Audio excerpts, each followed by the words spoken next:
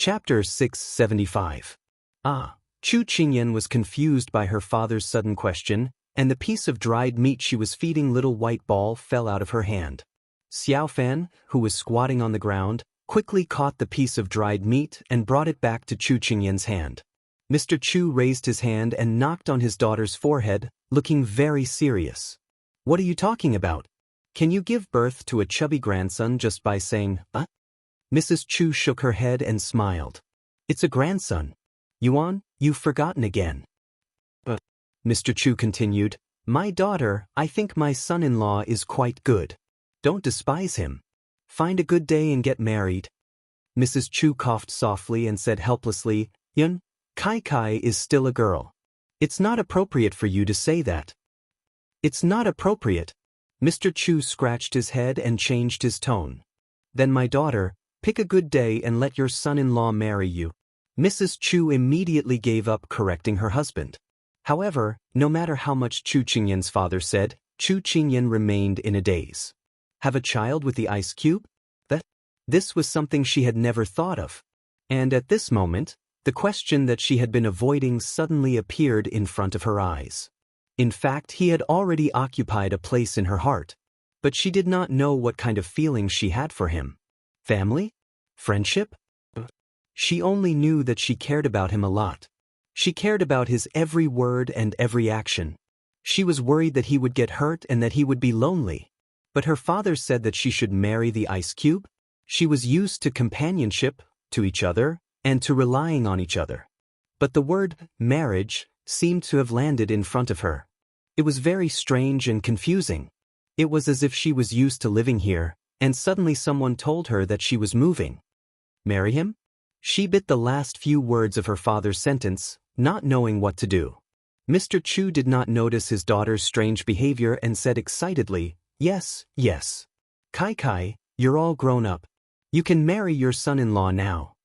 Chu Qingyan recalled the conversation between the two of them in the study. She smiled and said, "Father, mother, perhaps you are thinking too much.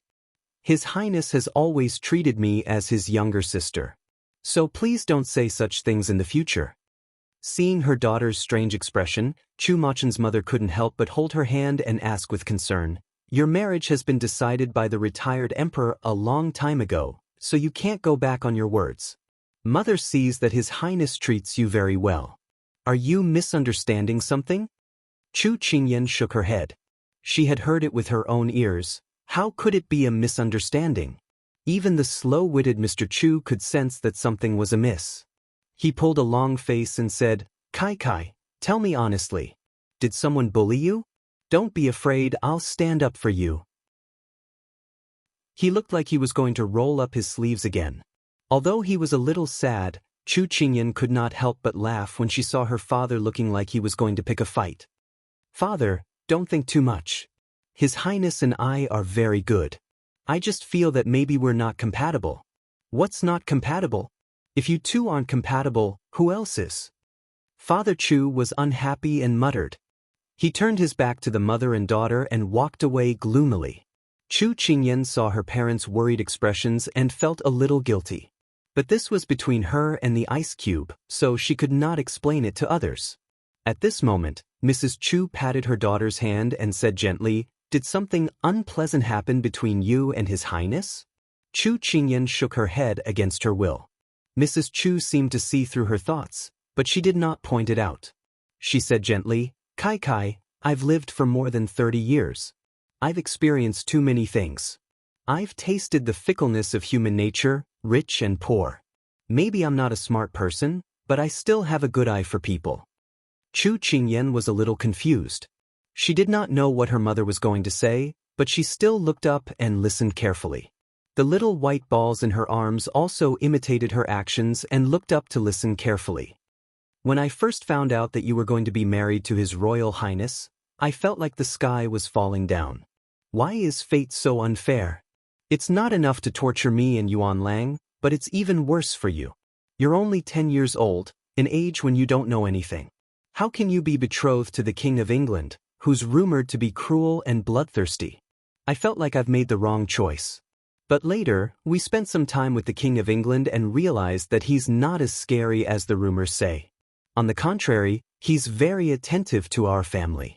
He knows that your father's legs are uncomfortable in the cold winter, so he asked Ethereal to make 2 pairs of knee pads. The food in the kitchen are all your father's and my favorite. Every once in a while, the wood spirit will send some new toys for your father to play with. He takes care of all aspects of food and clothing. He's even better than you, our biological daughter. You can say that he's like half a son to us. When Mrs. Chu talked about these things, her expression couldn't help but soften, and her tone was filled with relief. She didn't expect that the big ice cube had silently done so much for her parents without her knowledge. She was both moved and emotional. Then we can treat His Highness like a son. He hasn't enjoyed family affection since he was young, so he must treat you as his elders. As soon as she finished speaking, her mother gently pinched her nose. Silly child, if it weren't for you, do you think that His Royal Highness would put down his pride and do so much for us? Mrs. Chu glared at her. She was speechless. I've never interfered in your relationship before because I thought that when you grew up, everything would fall into place. But just because I don't care, it doesn't mean that I can't see the hesitant relationship between the two of you. His Highness is a reliable man.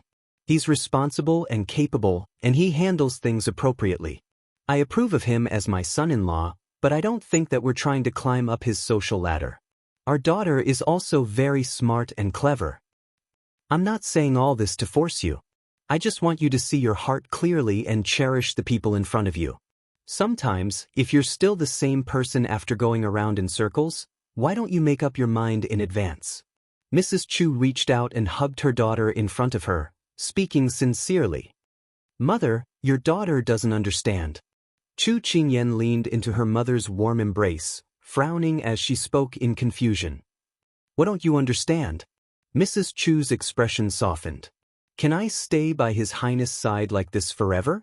I don't want any status, I just want to be like this. Because the big ice cube only treated her as a younger sister, she chose to avoid these things.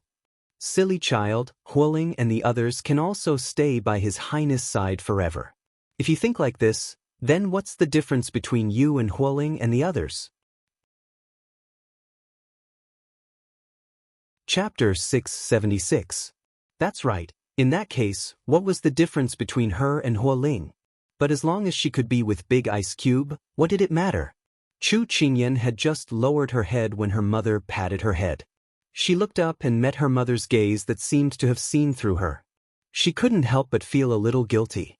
Kai, people aren't easy to satisfy. But I think this is pretty good, she replied in a small voice. Mother Chu shook her head and said, You think this way because there isn't anyone else by His Highness' side. Mother will give you an example. If one day His Highness gets married and there is another woman by his side, will you still think this way? This sentence was like an arrow that hit the bullseye. It peeled off the layers of fog and revealed the essence. If there is another woman by his side, then what would you be by his side? Without an identity, you would be like a shadow. When there is no light, you can only hide in the dark. Chu Qingyan's eyes suddenly widened. So, in Big Ice Cube's eyes, she was his little sister. If there is a woman in his life that he cherishes, then there is no reason for her to stay by his side. She never dared to imagine that one day, if she couldn't stay by his side, all her efforts in the past, all her hopes of walking side by side with him, would become worthless little by little. But he treats me as his little sister. She bit her lower lip as a wave of sadness passed through her heart. Is that so? Did he tell you that himself? Chu Machen's mother said gently and patiently. Chu Qingyan was slightly stunned and then shook her head. Then why don't you ask him yourself? Hiding it in your heart and guessing is actually unfair to both of you. Mother Chu said with a gentle smile. She pursed her lips. Mother was right, but she was afraid of the result. If the result was really like this, then what should she do? Mother, do I really have to ask? She hesitated. Mother Chu couldn't help but raise her hand and lovingly pat her head. Kai, do you like His Highness? Mother is referring to the love between a man and a woman. She bit her lower lip and frowned. I don't know. Mother, what is like? She looked up and asked seriously. Mrs. Chu smiled and said, liking someone means that you want to be with him all the time. No matter what happens, you won't leave him or her. Whether he's rich or poor, or whether he's born, old, sick, or dead, you only have eyes for him or her. Are you and Daddy like this too? She was like a curious baby. As soon as her voice fell, she saw that her mother's cheeks were slightly red, which was very moving. She heard her mother's sweet and timid reply. Chu Qingyan's eyes were slightly wet. Her mother, who was born rich, married her father. She stayed at home when he was fighting on the battlefield. She didn't leave him when he was injured and became stupid. She didn't abandon him when he was driven out of the house. In fact, there was no need to ask. She could feel it with her eyes. Mother, I'm very envious of you and Father. She leaned into her mother's embrace, her voice filled with longing. Silly child, what's there to be envious of? You and His Highness will be the same. Mother, why do you believe in me and His Highness so much? Mother has eyes to see. So Chu Qingyan drifted back to her room like a wandering ghost. She didn't regain her senses until she put the hot towel on her face. At this time, a noise from the room attracted her attention. She turned her head and saw that one adult and 3 children, who were in her parents' room just now, were squatting by her feet. Chu Qingyan couldn't help but widen her eyes. Xining, why are Xiao Fan and the others here? Xining, who was making the bed, couldn't help but smile when she heard this. Mistress, you've been too distracted. You only just noticed their existence. When you left Master Chu's room just now, they followed you. It seems that they really hit it off with you. After knowing the reason, Chu Qingyan lowered her head to look at the family of 4 who kept looking at her. She felt that it was a bit inconceivable. You want to live with me? She just casually asked and didn't expect them to understand. She didn't expect that the 3 little ones would run over and rub against her calf. The older one also didn't seem to object. Chu Qingyan couldn't help but feel that these little ones were quite human. So she ordered Xining to prepare a nest for these little ones. Then she changed her clothes and prepared to rest. She had been running around for the past few days and should fall asleep as soon as she hit the bed, but she couldn't fall asleep. In the end, she simply hugged the quilt and sat up. She put her chin on her knees and fell into deep thought. Should she ask Big Ice Cube? But what if the answer was yes? Then what should she do? No, did she like Big Ice Cube? All the questions gathered into a messy ball of yarn, but she couldn't find the end of the thread. It only became more and more messy. She scratched her hair into a chicken's nest and finally resigned herself to lying in the quilt. Forget it, she would ask him tomorrow morning if he treated her like a child or a little sister. If that was the case, she would quietly accompany him. If one day she had to leave him, then she would be prepared.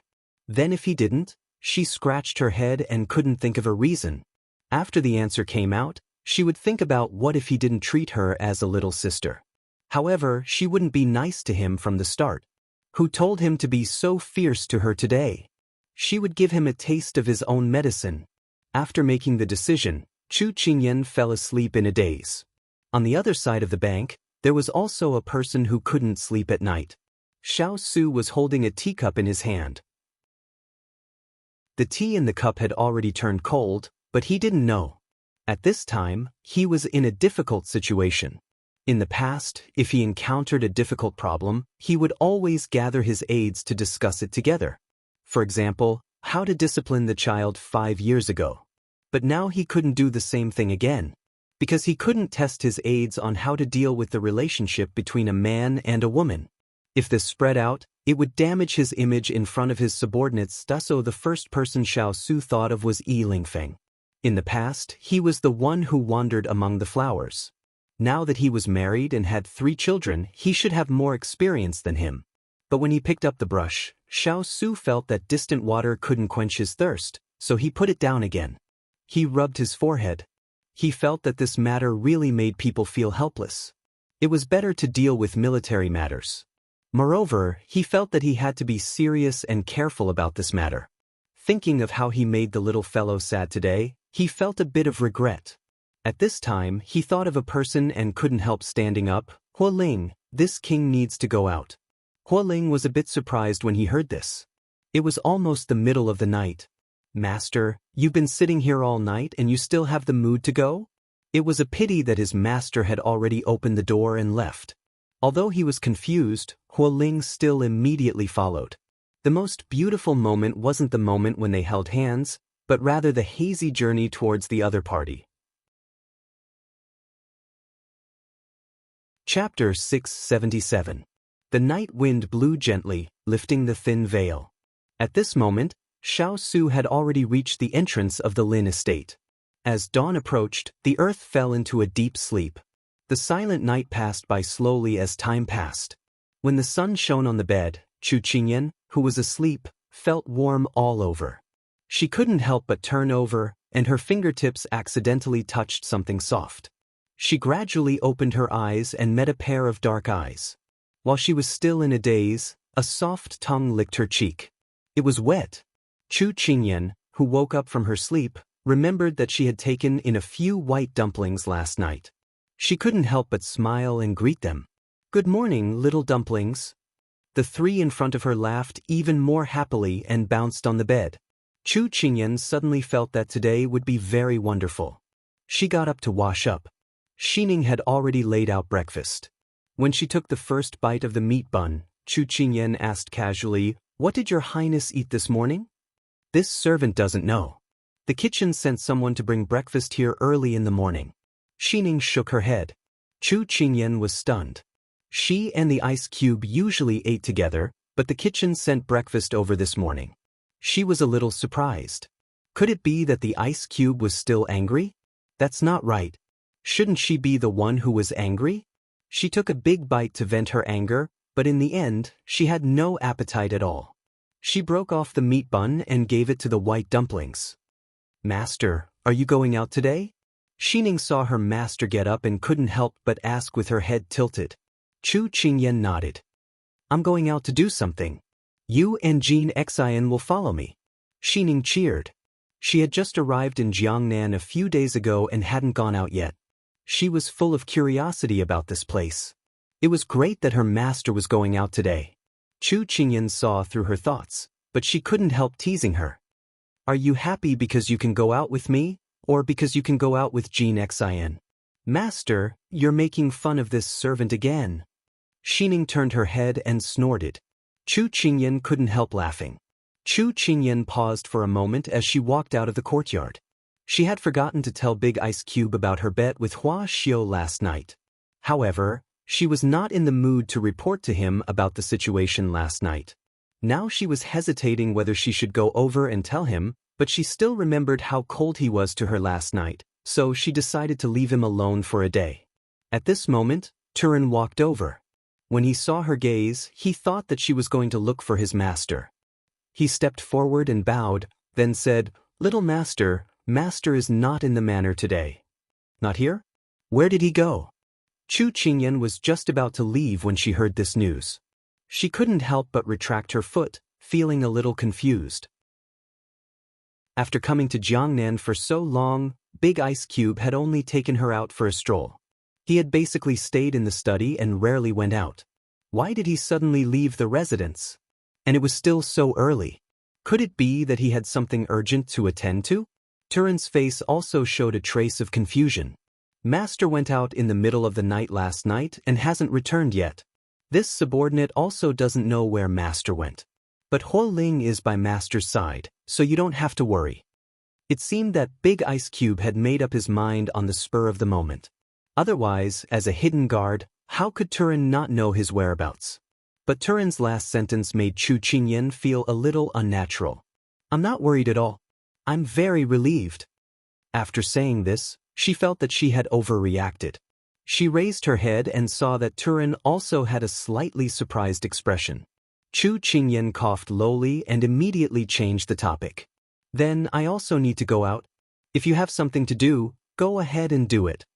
As soon as she finished speaking, she took Xining and Jinxin and strode out the door.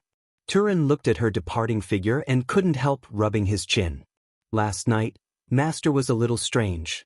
Today, the little princess's words and actions were also a little strange. At this time, in the Lin residence, Two figures faced each other in silence. The tea placed in front of them was changed every once in a while. Lin Fengyi picked up the teacup again and lifted the lid. Steam filled his eyes. He pinched the lid and gently stirred the floating tea leaves. The dark green color of the tea deepened little by little. Then, he held the lid and leisurely took a sip. This was already the 12th time that a new tea had been brewed. Lin Fengyi didn't immediately put down the teacup after drinking. Instead, he turned his gaze to the person in front of him. I've been sitting here with you for an entire night. The sky is already bright. Don't tell me you really want to come over and play 6 people with me? Even if the table in my residence catches your eye, just say the word and I'll send someone to deliver it to your residence. You don't have to keep an eye on it. His tone carried a hint of ridicule and inquiry. When he received the news that his good friend was visiting last night, he was very surprised. Looking at the time, it was already close to the middle of the night. His good friend usually wouldn't suddenly visit him in the middle of the night unless there was an extremely important matter that needed to be discussed. So he didn't have time to think too much before he got up and dressed to see him. But to Lin Fengyi's surprise, after sitting with his good friend for an entire night, he leaned against the back of the chair and stared blankly at the table for the entire night without saying anything. He originally thought that he had encountered something that was difficult to talk about and quietly waited for him to speak. But who would have thought that he would wait for the next day? Even though he was very composed, he couldn't sit still and couldn't help but ask, what could possibly disturb the extremely intelligent Xiao Su? He was very curious. As though he was disturbed by his good friend's question, Xiao Su slowly took back the hand that was supporting his forehead. Ripples slowly formed in his calm eyes. There were thousands of emotions hidden in his eyes, but they seemed to be separated by a veil that people could not see through. Fengyi, do you have a woman you like? When the words were said, the cup in Lin Fengyi's hand almost fell to the ground. He raised his head in fright. He couldn't imagine that such a question would come from his cold good friend's mouth, and in such a serious tone. But his good friend still looked at him with a very sincere expression, waiting for him to answer. Lin Fengyi felt that his good manners couldn't be maintained at this time. He put down the cup to prevent the cup from being ruined. He wiped the water off his hands as he asked, "Why are you suddenly asking this? Don't tell me you have someone you like? No, don't you like your little Wang Fei? Do you have someone else in your heart? But this doesn't seem like something you would do." Lin Fengyi, who usually spoke succinctly, couldn't help but ask a long question because of his good friend's sudden question. "Answer my question first." Xiao Su still persisted with his previous question. Hearing this, Lin Fengyi couldn't help but laugh lowly and shake his head. "Do you think I look like someone who likes a woman?" Xiao Su raised his head. His good friend had been promoted in recent years and devoted himself to work. He really didn't have the time and energy to meet a woman. Also, while he appeared warm on the surface, he was colder than him on the inside. "It seems that I asked the wrong person." Xiao Su prepared to stand when he finished speaking. "Wait, don't jump to conclusions. Maybe I haven't eaten pork, but I have seen pigs run." Lin Fengyi's lips curled into a smile. Chapter 678. Chu Yen. Chu Qingyan led Xining and Jean Xan out of the bank and walked towards Hibiscus Pavilion. After walking for a while, she heard someone calling her name. She turned around and saw Higashio Motetsu and his servant standing not far away. What a coincidence! Why are you here?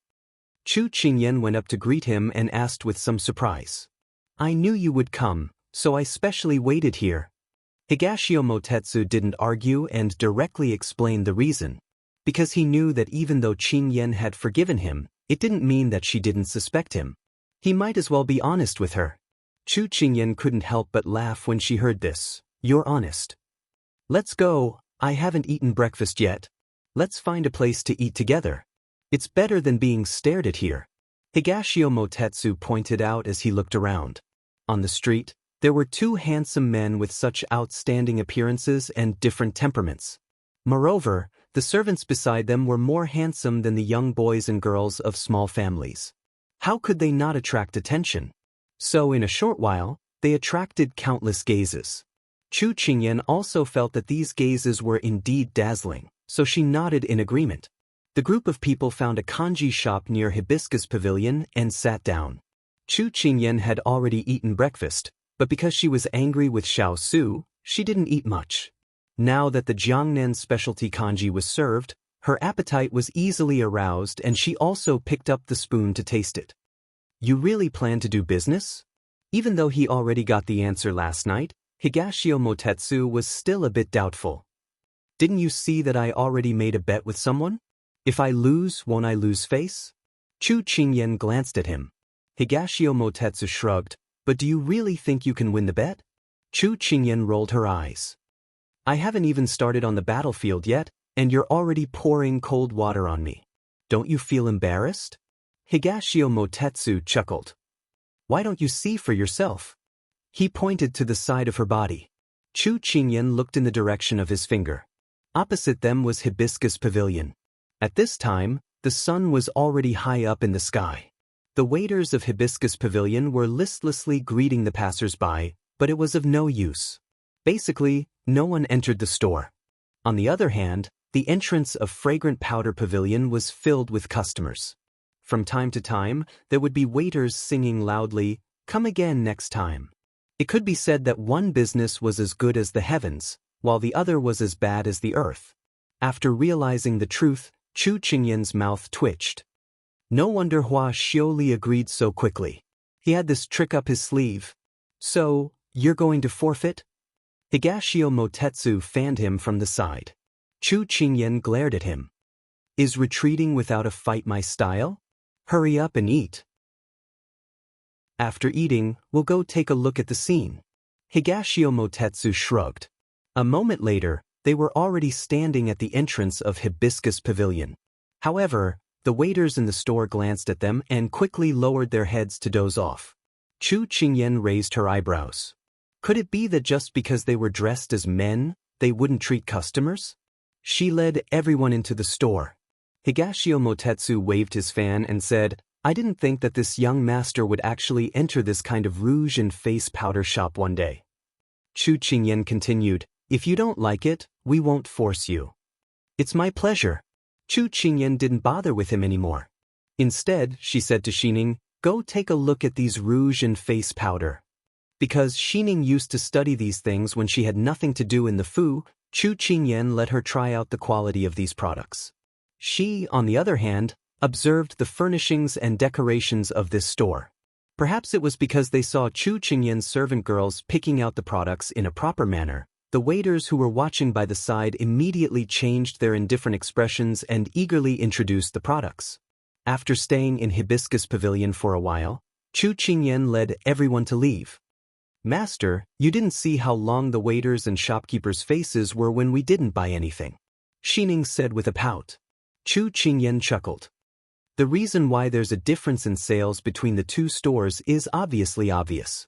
Before they reached Fragrant Powder Pavilion, the other party's waiters had already walked out of the door. They bent over and greeted with a smile, Dear customers, who are you buying for? You don't have to worry about the things in our Fragrant Powder Pavilion. Chu Qingyan and Higashio Motetsu looked at each other and then walked in. As usual, it was still Xining who was choosing, and Chu Qingyan who was observing. Although Chu Qingyan and Higashio Motetsu didn't touch the rouge and face powder, the waiters of Fragrant Powder Pavilion didn't neglect them. On the contrary, they were very enthusiastic in receiving them. Very quickly, Chu Qingyan found the reason. After a while, she paid for the rouge that Xining chose and left the store. At this time, Hua Xiao, who had appeared out of nowhere, walked in front of them. What did you get on the first day?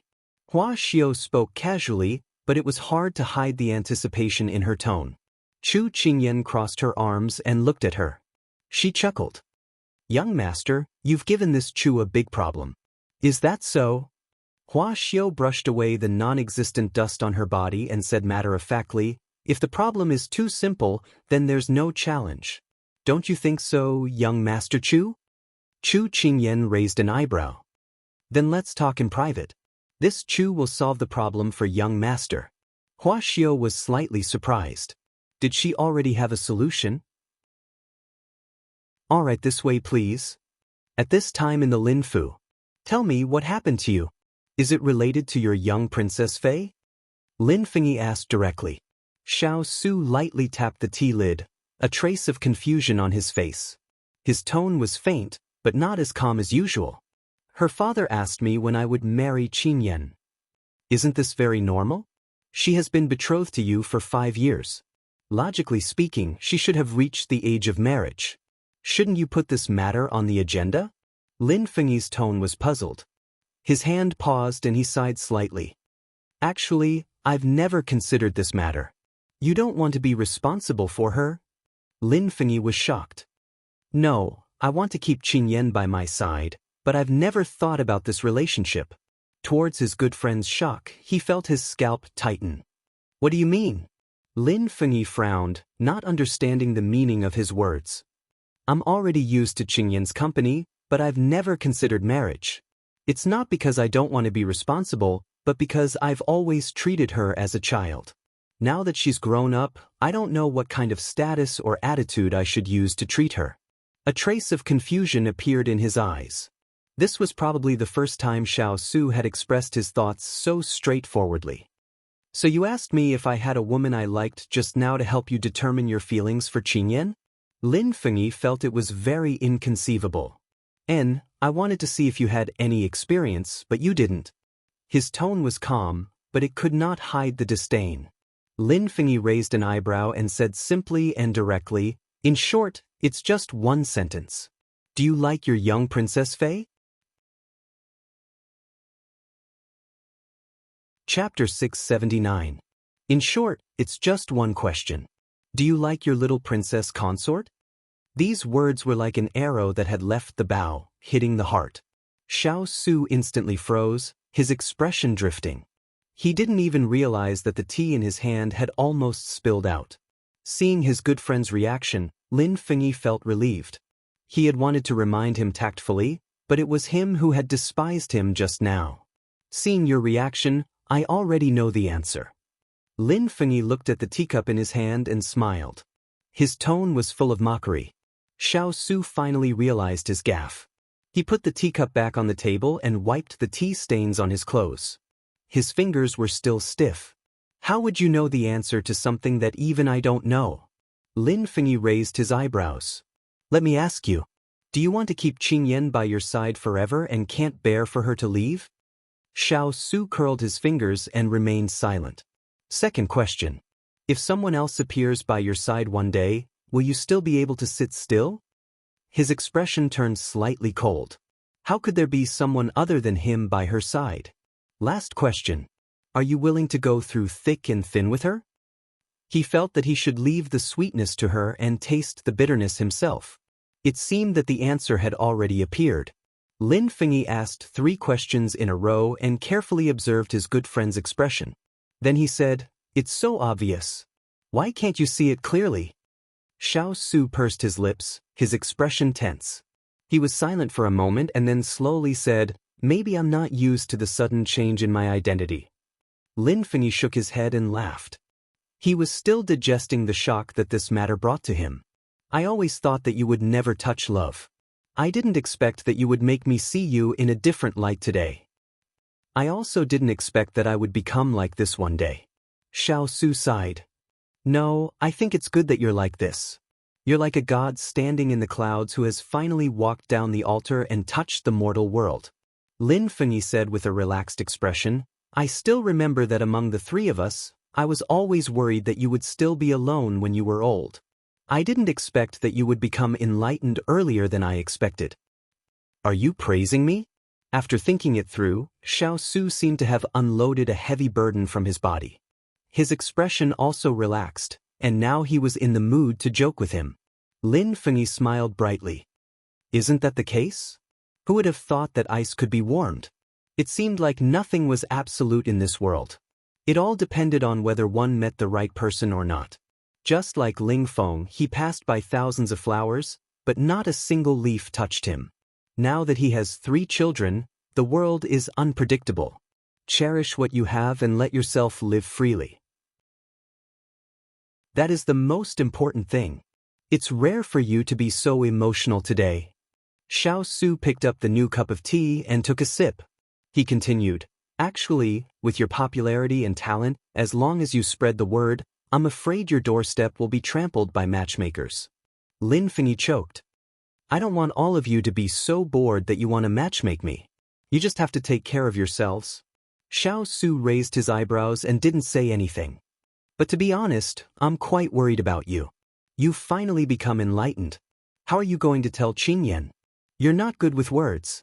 If you say the wrong thing and express the wrong intention, I'm afraid it will be difficult for you to clean up the mess. His worry wasn't unreasonable. It was just that his good friend was cold and didn't talk much. If he didn't marry the bride and scared her away, that would be terrible. Xiao Su's face darkened. Was he as bad as he said? Thus, Xiao Su snorted coldly and left without saying a single word to him. Only Lin Fengyi stayed in the hall alone, overjoyed. It was rare to see Xiao Su in such a distressed state. If only Ling Feng was here to watch, it would be difficult to see him in such a different state. However, Lin Fengyi still admired Chu Qingyan in his heart. She had changed his good friend's temperament for many years, and she had moved his thousand-year ice heart. At this time, a subordinate came in to report. Sir, the officers arrested 2 people who caused a ruckus at Ming Man restaurant last night. Lin Fengyi stood and said casually, You can handle this kind of thing. There's no need to inform this official. Sir, the main thing is that these 2 people have a special identity. The subordinate stammered. How special? Lin Fengyi frowned. As someone who had become a subordinate of the Jiangnan prefectural magistrate at such a young age, he had long known that this man did not like other people using his identity to talk about things. However, he felt that this matter was very troublesome because these 2 people had significant backgrounds. Sir, one is concubine Lu's younger brother, and the other is Jiangnan's Hua family's son. When Lin Fengyi heard the identity of the second person, he couldn't help but raise his eyebrows. It seemed that this Hua family's son had committed a lot of crimes, and every time something happened, his cousin would come and cause trouble for him. Thinking of that little fox baring her fangs and brandishing her claws, Lin Fengyi felt an indescribable headache. Let them be for a day first. This official will deal with them tomorrow. Seeing that his official had spoken, the official immediately agreed happily. As long as his official made a move, there was nothing that couldn't be solved. At this time, Chu Qingyan and Hua Xiuli had found a place to sit. It was a private room in the tea house. Does young Master Chu have any ideas after seeing this? Hua Xiuli asked with a smile that wasn't a smile. Chu Qingyan didn't plan to beat around the bush and said directly, Just now, I've already visited Hibiscus Pavilion and Fragrant Powder Pavilion and made a comparison. Actually, whether it's the color or the quality of your products, they're all on par. However, why would there be a difference in sales between the 2? I feel that it's because of these 2 reasons. Although Hua Xiuli had maintained a distant appearance from the start, at this time, she couldn't help but perk up her ears. First, your service attitude is simply too bad. There's no enthusiasm. Sales is a service industry. If you can't let the customer buy happily, then it can be said that you've failed. Moreover, you treat people differently. Although visiting rouge and powder shops is a woman's specialty and men don't seem to be involved, but you can't reject potential customers because of this. Maybe they want to buy something for their wife, daughter, sister, elder, or younger generation. After saying the first point, Hua Xiuli had already forgotten that she was still holding the teacup in her hand and looked at her with slight surprise. Higashio Motetsu also couldn't help but reveal a praising smile. Second point, there's a problem with your display. The product's display should be matched with its effect and the effect of other products. You also need to pay attention to the product's packaging as well as the visual impact and beauty. Your display isn't organized and it's messy. It's not easy for customers to pick out what they want. Moreover, you don't have a fixed number of recommended products. So if customers need your opinion, your staff will provide a reference that will dazzle the customers. In summary, this is the result that I've come to. Chu Qingyan spread her hands. Previously, she had used her summer vacation to work in a large brand's counter, so she understood how to avoid mistakes in the service process. Chapter 680. So, what's your solution? After listening, Hua Xiaoli felt that Chu Qingyan's analysis was very reasonable, but she still felt that she couldn't reveal too much of her emotions in front of her opponent, so she calmly asked, "If you plan for the long-term sales, it's very simple. Start with the service. A smile is the most beautiful language. If you can let the customers feel at home, then the service is good. After that, train the staff and let them know the effects of each product by heart. Only then will it be easy to recommend them. Lastly, redesign the decorations so that people can see it clearly at a glance. It will look simple and elegant, as well as high-end." Chu Qingyan said neither hurriedly nor slowly. In the modern era, this was a method that could be easily grasped at one's fingertips. It didn't take much thought to say. Hua Xiaoli also thought of this, but she wasn't satisfied. "Young Master Chu, you said that you have a long-term plan. Then what about the short term? Our bed is only for 3 days." Chu Qingyan smiled and said, "This short-term strategy requires the young master's help." "Oh, there's no harm in saying it." Hua Xiaoli's interest was already piqued. "Although you are the boss of Hibiscus Pavilion, I have to say that the gap between you and Fragrant Powder Pavilion has been widened. Your reputation and good reviews are not as good as Fragrant Powder Pavilion. If you want to change the situation, you have to start with advertising. That is to create hype and drive public opinion." Chu Qingyan held her chin and said with bright eyes. Although she felt uncomfortable being evaluated like this, but what the other person said was the truth. Hua Xiaoli held the teacup and seriously listened to her analysis. Publicity, hype, public opinion, these words sound very fresh. Higashio Motetsu interjected with interest. Hua Xiaoli nodded in agreement. Chu Qingyan shrugged her shoulders. These words were not unfamiliar in the modern era. She continued, "There are 2 methods. The first is to find a famous lady who has authority in the eyes of Jiangnan women. If her usual dressing can make others scramble to imitate her, that would be the best." As soon as Chu Qingyan finished speaking, Hua Xiao's eyes widened. "You mean you want her to use our product and then help promote it?" "That's right." Chu Qingyan nodded. "This is using the celebrity effect and the herd mentality of people. If this socialite can promote it in her social circle, it will spread like wildfire.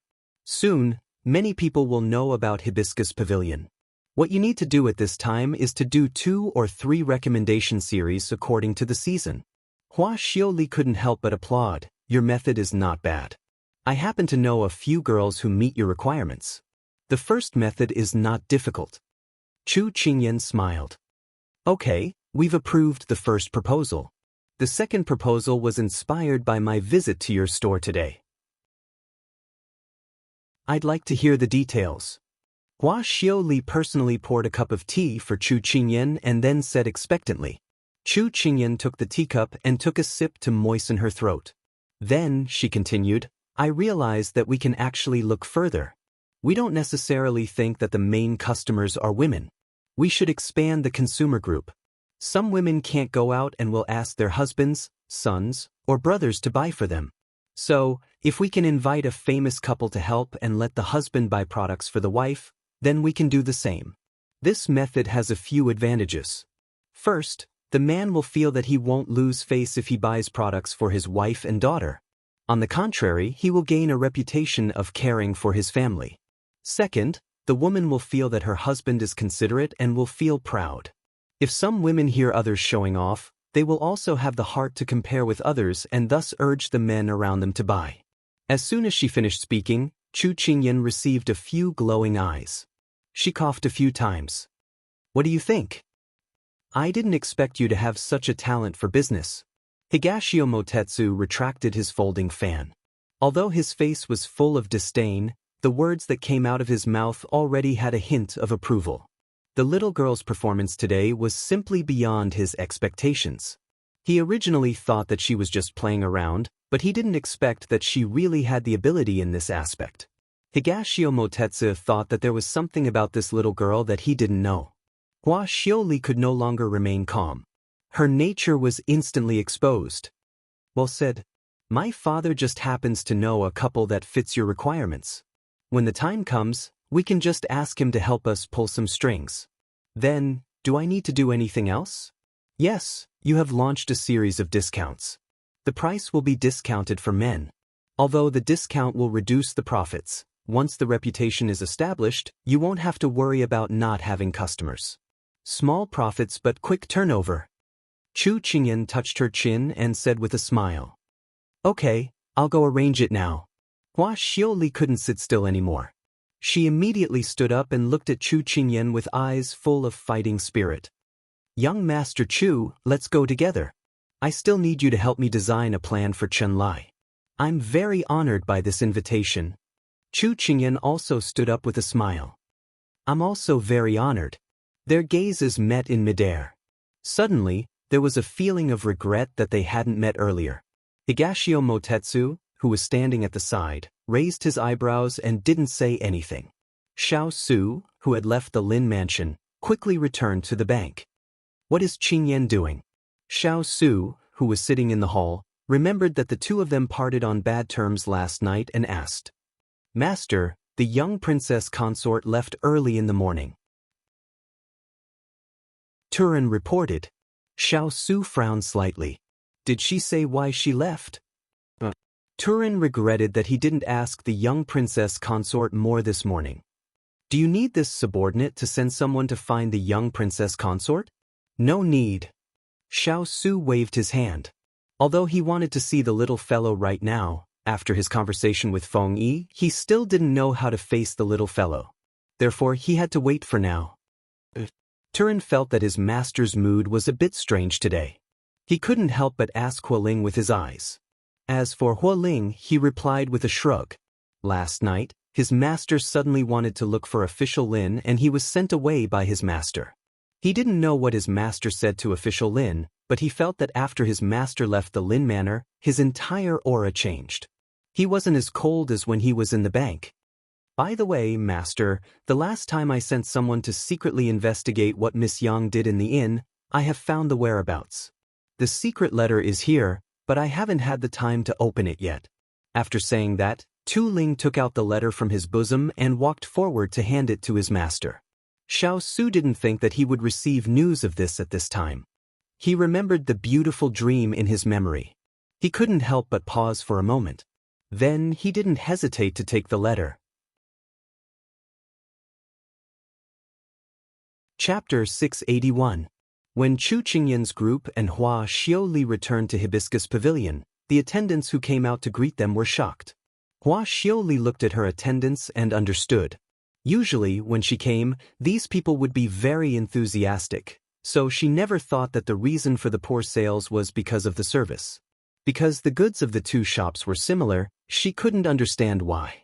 She didn't think that the root of the problem was because of this. This is young Master Chu. He will be in charge of the business plan for the next 2 days. You must obey young Master Chu's orders unconditionally.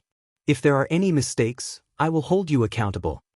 Hua Xiao didn't waste any time on pleasantries as he introduced the person behind him to the crowd. Hua Xiaoli's full support made Chu Qingyan very satisfied. This way, she would have less trouble. 3 days was already very tight. If the people below didn't cooperate, it would be troublesome. Greetings, young Master Chu. Everyone immediately bowed. Chu Qingyan raised her hand. Because she had been by Xiao Su's side for a long time, her words and actions were imitated by him. She had a rather imposing manner. Introduce yourselves and your names and duties. The 4 or 5 attendants and the shopkeeper immediately followed her order and introduced themselves. We will suspend business for the afternoon. After understanding the general operation of Hibiscus Pavilion, Chu Qingyan began to assign tasks. Hua Xiaoli also began to do what Chu Qingyan told her to do. Thus, the two divided the work. Higashio Motetsu, who was leisurely at the side, was also grabbed by her to be a strong man. First, Chu Qingyan gave the whole group a simple training in etiquette such as smiling and standing. Then, she began to redecorate the entire shop. He was busy for an entire day. When it was close to evening, Hua Xiaoli, who went out, returned. She saw the brand new shop, the low-key luxurious layout, and the simple but generous display. Her eyes lit up. Wonderful, young Master Chu has good taste. Chu Qingyan wiped the sweat off her forehead. It felt good to be acknowledged. She said modestly, "Young master, you're exaggerating. Time is tight, so I can only decorate it so simply. If there's a chance next time, I'll redesign it for you." Hearing Chu Qingyan's words, Hua Xiaoli was very happy. She waved her hand and said, "Okay, it's getting late. I'll treat you to a meal." After saying that, she took the lead and walked in front. Chu Qingyan was a little hesitant. It was getting late. She had left the bank for so long. If Big Ice Cube came back and couldn't find her, he would probably be scolded again. Higashio Motetsu seemed to know what she was thinking, and an unfathomable look flashed across his eyes. He reached out and put his hand on her shoulder, and said with a raised voice, "What's wrong? Are you worried that His Highness will check on you? You didn't come out to play, so why are you so concerned about his feelings? Are you afraid of him?" Chu Qingyan was provoked by him and couldn't help but glare at him. "Who said I'm afraid of him? It's just a meal. What's the big deal?" After saying that, Chu Qingyan shook off his hand and quickly followed Hua Xiaoli in front. Higashio Motetsu retracted his hand and placed it on the folding fan. The curve of his lips flattened, and then under the urging of the people in front, it rose again and he slowly followed. Hua Xiaoli led everyone into a lively restaurant. "Yo, young Master Hua, how come you have time to come here today? You even brought a friend. Come, I'll arrange a first-class private room for you. What do you think?" The waiter came up to them with a warm smile on his face. Bring one of your restaurant's signature dishes, and a pot of 10-year-old new or hong." Hua Xiaoli ordered the dishes with great familiarity, and then led everyone into the private room. It was worthy of being one of the best restaurants in Jiangnan. The downstairs was extraordinarily lively, and the smell of the food was enough to arouse one's appetite. However, the upstairs was quiet and elegant, and the decorations were pleasing to the eye. Chu Qingyan's gaze retracted from a landscape painting, and then fell on the person in front of her. "Young master, I didn't expect you to have the courage to manage the business well at such a young age." Chu Qingyan praised from the bottom of her heart. Although she had only interacted with Hua Xiaoli a few times, from the rumors and the two's interactions, she couldn't help but admire him.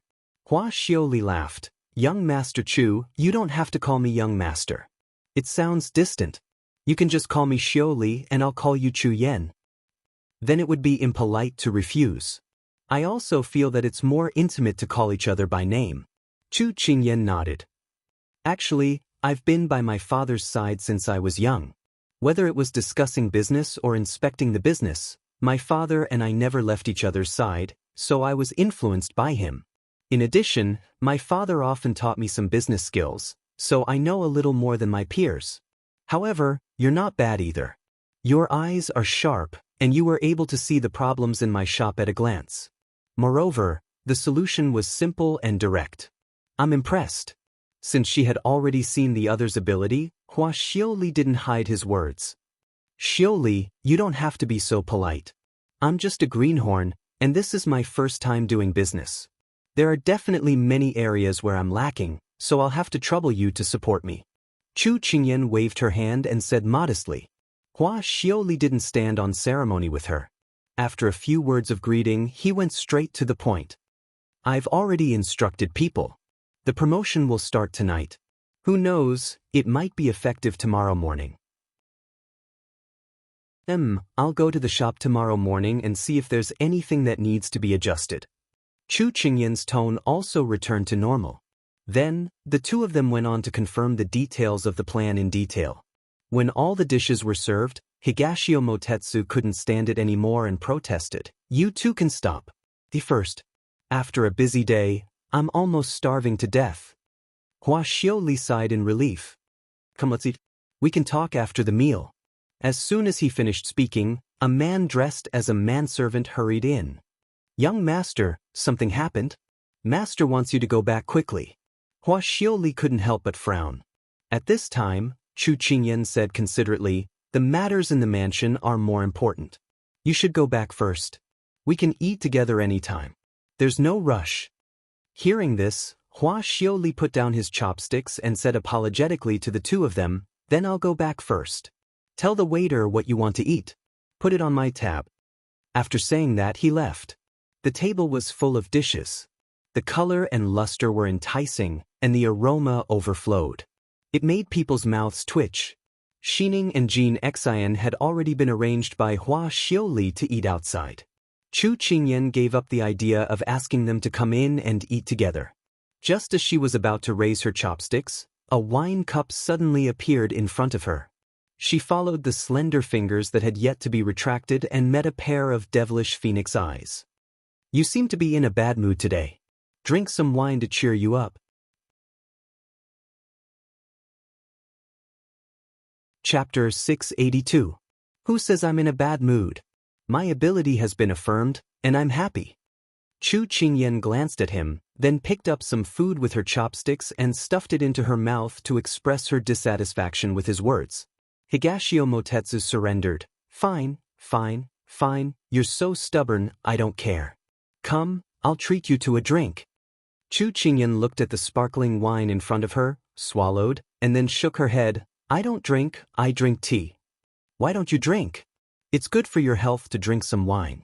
Higashio Motetsu looked at her curiously. If the little girl accepted, maybe he would let her go, but seeing her hesitant face, he became interested and was determined to get a reason.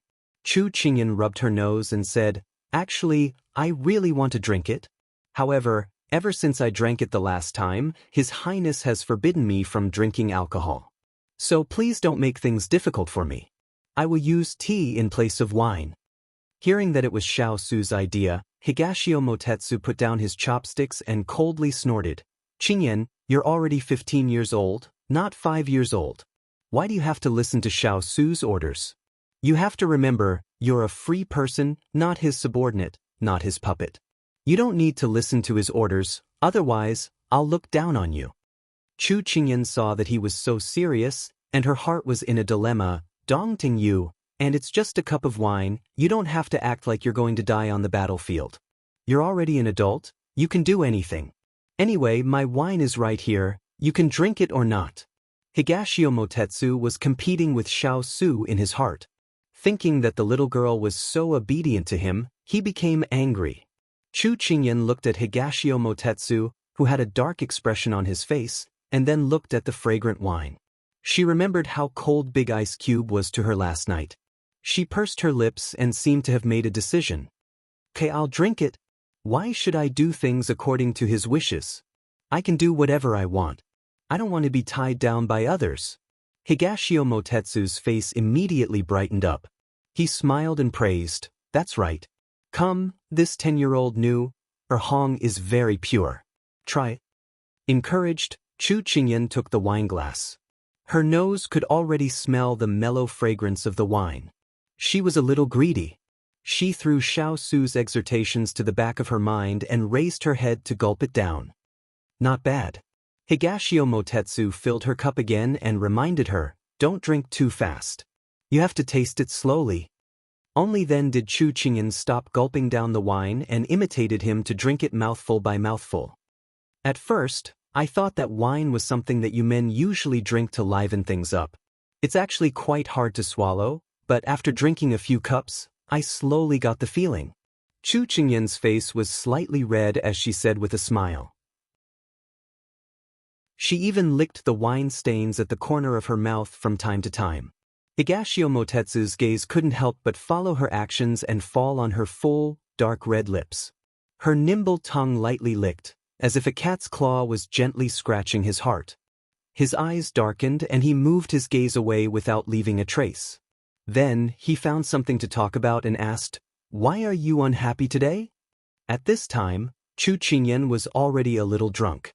Hearing this, it was as if she had found a tree hole to vent her grievances.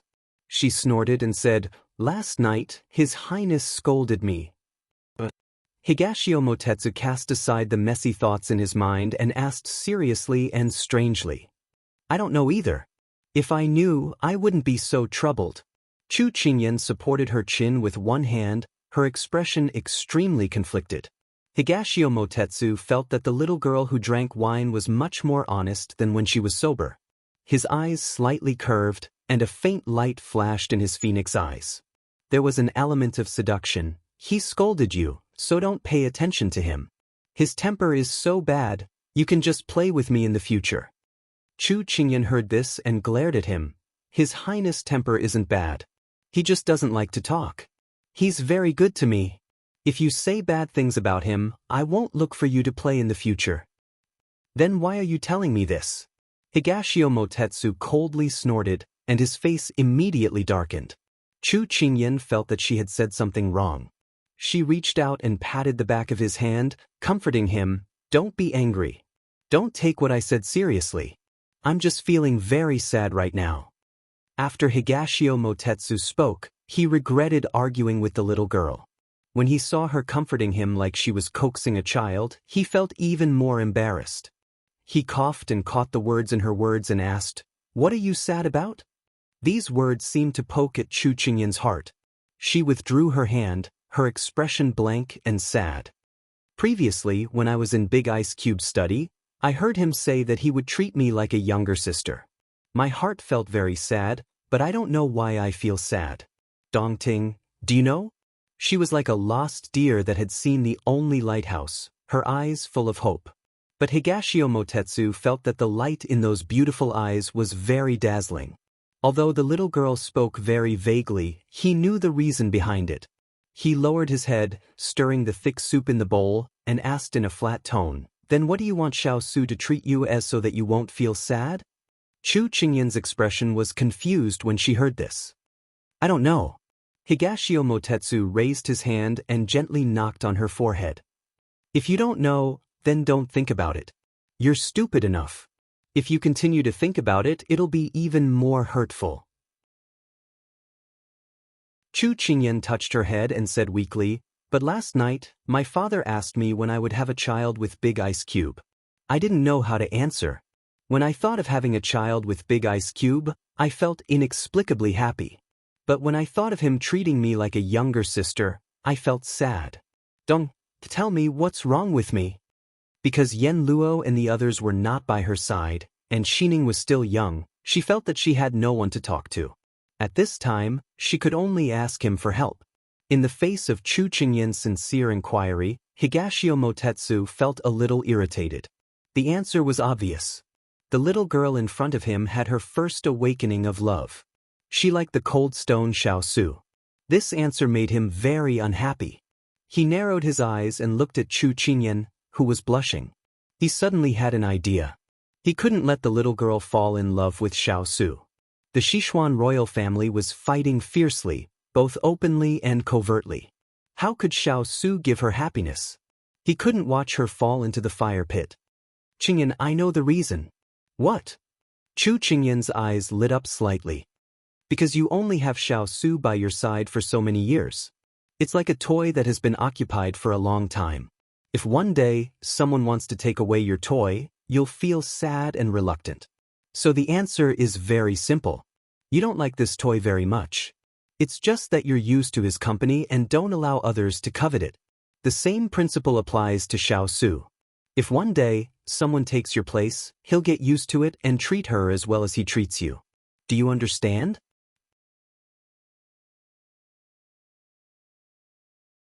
Chapter 683. Higashio Motetsu's words caused Chu Qingyan to become completely silent. Right now, her brain seemed to be filled with paste and it was hard for her to think. She tried hard to digest his words, but her brain was stuck. Her eyes were slightly red as she pursed her lips. When she completely understood the meaning of his words, Chu Qingyan suddenly stood up. Her hands were on the table as she glared fiercely at the person in front of her. "I don't believe it." Her reaction was within his expectations, but it caused small flames to appear in his eyes. He took a deep breath and then leaned against the table. His posture was very lazy as a faint mocking expression floated onto his face. "You think I'm lying to you? Little Yatu, don't be silly. People who walk in the center of power, do you think they have feelings? They only have benefits in their eyes. Talking about feelings with them, it's a fool's dream." "You're speaking nonsense." Chu Qingyan's eyes were red. "If what you say is true, why is the Big Ice Cube so good to me?" Pity floated into Higashio Motetsu's eyes. "That is because you were betrothed to him by retired emperor." At the time, he was in the limelight and many important officials wanted to have a marriage alliance with him. Sichuan Emperor had already detected this and wanted to destroy his power. And your appearance coincidentally helped Xiao Su divert Sichuan Emperor's attention away from him. Because a Wang Fei with a weak foundation is enough to keep him in check and make him unable to take advantage of her. So he is good to you, but it is just to deceive others. Besides, for a person who has been boring his whole life, to suddenly have such a fun pet that is wholeheartedly devoted to him, any normal person would have the desire to tease it. Chu Qingyan shook her head. But why did what he said sound so reasonable? If there is a day when he doesn't need you, you will be abandoned by him. Although these words were cruel, Higashio Motetsu ignored the compassion in his heart. He looked into her eyes and said word by word. Chu Qingyan stood rooted to the ground as she stared blankly at him. When she finally understood what he was saying, she slowly gripped her sleeves and pleaded, "Dong Ting, don't say any more." Higashio Motetsu nodded slightly and did not continue. He knew that this was enough. "Let's eat." Chu Qingyan sat down again as if nothing had happened. She picked up her chopsticks and tasted every dish carefully. Higashio Motetsu didn't react to her sudden change in behavior. He frowned slightly as he looked at the person in front of him who was eating without a care in the world. He suddenly couldn't figure out what she was thinking at the moment. "Little girl, are you all right now?" After hesitating for a moment, he still asked. "Very good, I'm just very hungry." She took a bite of the chicken wing and felt that it tasted pretty good. She even recommended the person in front of her to try it. Higashio Motetsu was half convinced and half doubtful. But seeing that her face was fine and she didn't mention Xiao Su again, it seemed like she had heard it and was just turning her grief and anger into appetite. So he didn't think about it anymore and accompanied her to eat. "Dong Ting, this wine is really good. Call another pot. Anyway, the bill is hanging in our sleeves. It's a waste not to eat." Chu Qingyan laughed mischievously. Higashio Motetsu saw her drinking cup after cup and wanted to stop her. But seeing that she was in high spirits and drank so much, besides her face being slightly red and her eyes becoming brighter, she didn't look drunk. So he let her be. Maybe this little girl looked petite, but her alcohol tolerance wasn't bad. By the time the table was in a mess, the two of them had already drunk 2 pots of Nuer Hong. But most of it went into Chu Qingyan's stomach. "Dong Ting, it's getting late. We have to go back." Chu Qingyan stood up and spoke clearly to the person in front of her. Higashio Motetsu looked at the sky. Unknowingly, the moon was already high up in the sky. He curved his lips. "I didn't think that time would pass so quickly. I'll send you back." "No need, I'm not a child. Moreover, Xining and Jin Xan are outside. You should go back and rest early. We still have a fierce battle to fight tomorrow." Chu Qingyan said in a relaxed and mischievous tone. This fierce battle should be referring to the Hibiscus Pavilion's sales tomorrow. Hearing her say, "we," Higashio Motetsu's depressed mood was swept away. "All right, be careful on the road." The group separated at the entrance of the restaurant. Hearing that their master drank a lot of wine tonight, Xining and Jin Xen looked at each other with worry.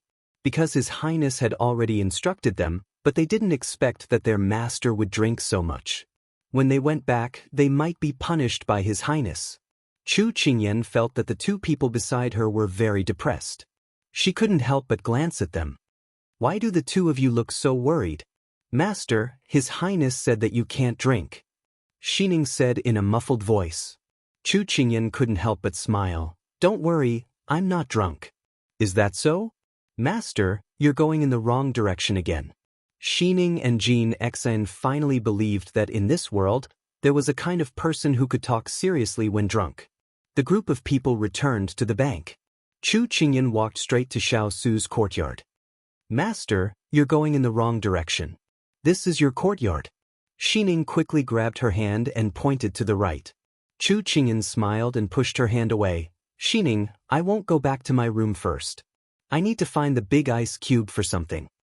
"But you drank, you can't hide it from His Highness. If there's anything, we can go tomorrow, okay?" Xining remembered how seriously His Highness had told them about the ban on alcohol. Now that she thought about it, she panicked. If her master went and His Highness punished her, wouldn't her master be punished? Her heart was with her master, so she couldn't allow that to happen. But her master in front of her had already made up her mind. Xining, what are you afraid of? Even if the big ice cube is angry, he can't do anything to me. You and Jean Xian should go back. Don't follow me, otherwise I'll get angry. The threatened Xining could only watch as her master abandoned her and Jean Xian and walked into the abyss without any hesitation. Master, take care. Xining will be here praying for you. Jean Xian looked at her strange face and couldn't help shaking his head. At this time, Chu Qingyan left Xining and Jean Xian, and the bright smile on her face was swallowed by the night. She expressionlessly walked towards Xiao Su's courtyard. She had suppressed her anger for the entire night. She was full of questions and wanted to find him and ask him clearly. She clearly knew that this was not the right time to question him, but after drinking, her actions were out of her control. She only had one thought in her mind. Go ask him clearly. When she stepped into the courtyard, there was a person sitting in the courtyard, who seemed to be admiring the moon. Chu Qingyan's heart became even angrier. She was jumping around by herself, but he still had the leisure to admire the moon. Xiao Su heard the noise and looked up. He saw the person standing under the moon, the little fellow who looked like she wanted to bite him.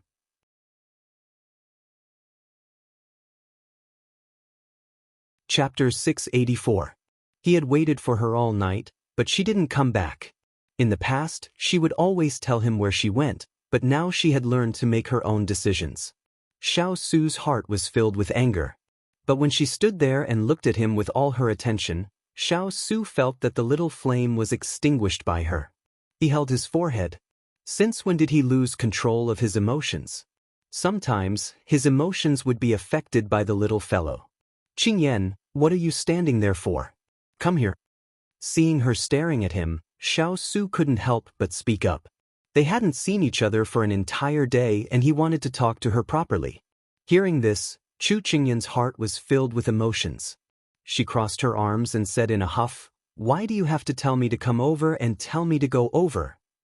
He didn't think that the little fellow would argue with him over such a small matter. Maybe she was still angry with him over what happened last night, so Xiao Su thought that there was no need to argue with her over such a small matter. So he obeyed her words and stood up. But when he was about to walk towards her, "Wait, don't move." Chu Qingyan suddenly raised her hand to stop him. Xiao Su was puzzled, but he still stopped and looked at her calmly. He heard her take a deep breath and then said in a muffled voice, "I'll go over." Although he didn't know why she changed her mind, he felt that this little fellow was quite cute. While he was distracted, the person not far away had already walked in front of him. "Tonight you," before he could ask, the other party had already cut him off. "Why are you so fierce to me?" She raised her head and looked at him with bright eyes filled with grievance. "When have I ever been fierce to you?" Xiao Su was a little stunned by her question, especially when he saw her eyes. His tone couldn't help but soften. Chu Qingyan's eyes widened. This person wouldn't go back on his words, right? She couldn't help but stomp her feet in anger. "Last night, in your room, you were fierce to me." Xiao Su sighed. Sure enough, she was still brooding over what happened last night. "My tone last night was wrong. I apologize, please don't take it to heart."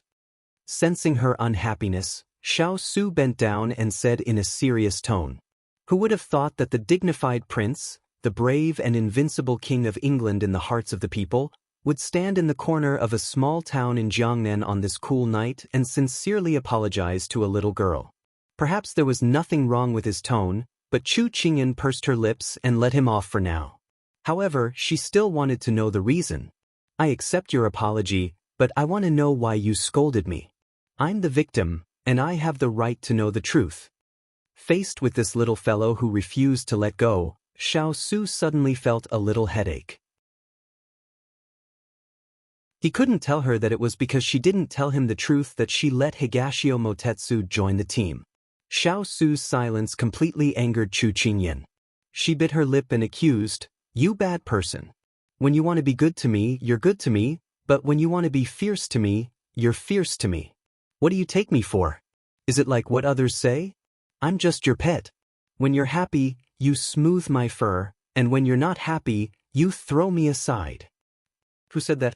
Xiao Su's voice suddenly became cold and harsh. Just now there were a few crickets chirping happily, but now the courtyard was dead silent. Chu Qingyan seemed to be frightened by his words. She stared blankly for a moment, then sniffled, and her expression became even sadder. "Look, you're fierce to me again." Xiao Su saw her revealing a weak and delicate expression. The anger that was aroused just now had nowhere to vent, but in the end, it was turned into pity by her. Looking at the little fellow who was standing 3 steps away from him, Xiao Su couldn't help but want to pull her into his arms. "I'm not fierce to you. I'm just angry that someone is gossiping in your ear and distorting the truth." His voice became even softer, for fear of scaring her.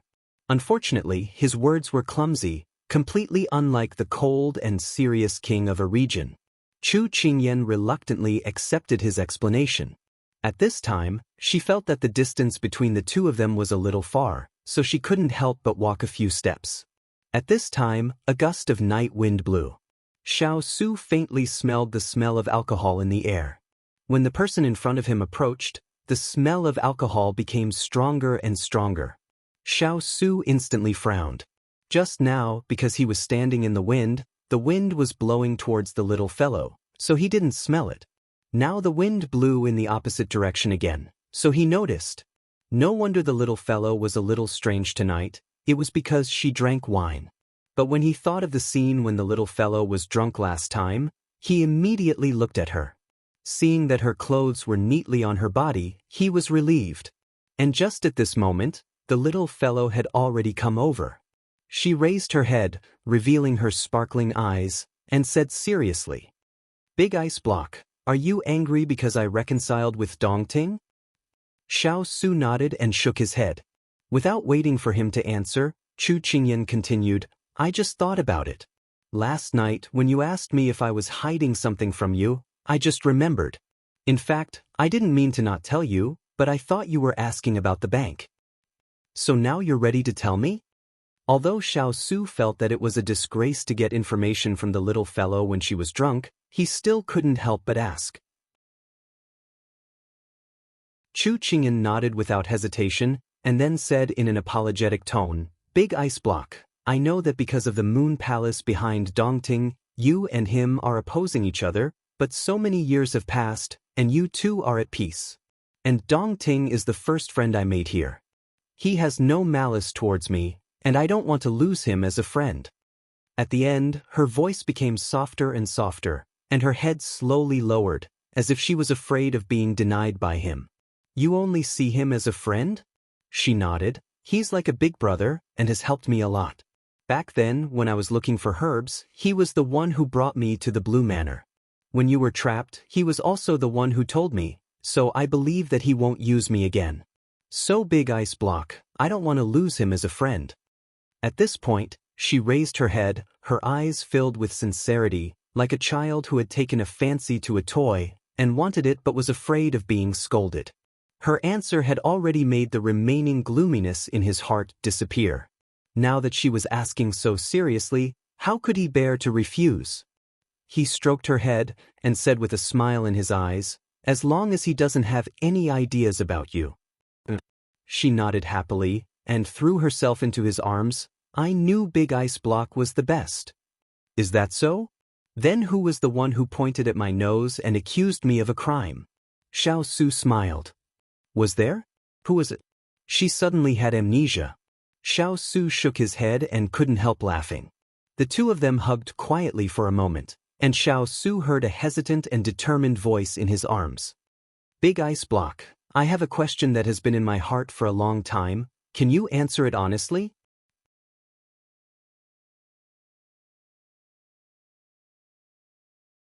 Chapter 685. Chu Qingyan's sudden question made Xiao Su slightly startled. Her careful tone made him feel a faint sense of pity. He patted her shoulder lightly and said softly, "Okay, ask away." After saying that, he quietly waited for her question. But after waiting for a while, he didn't hear her voice. He couldn't help but lower his head to see if she was asleep.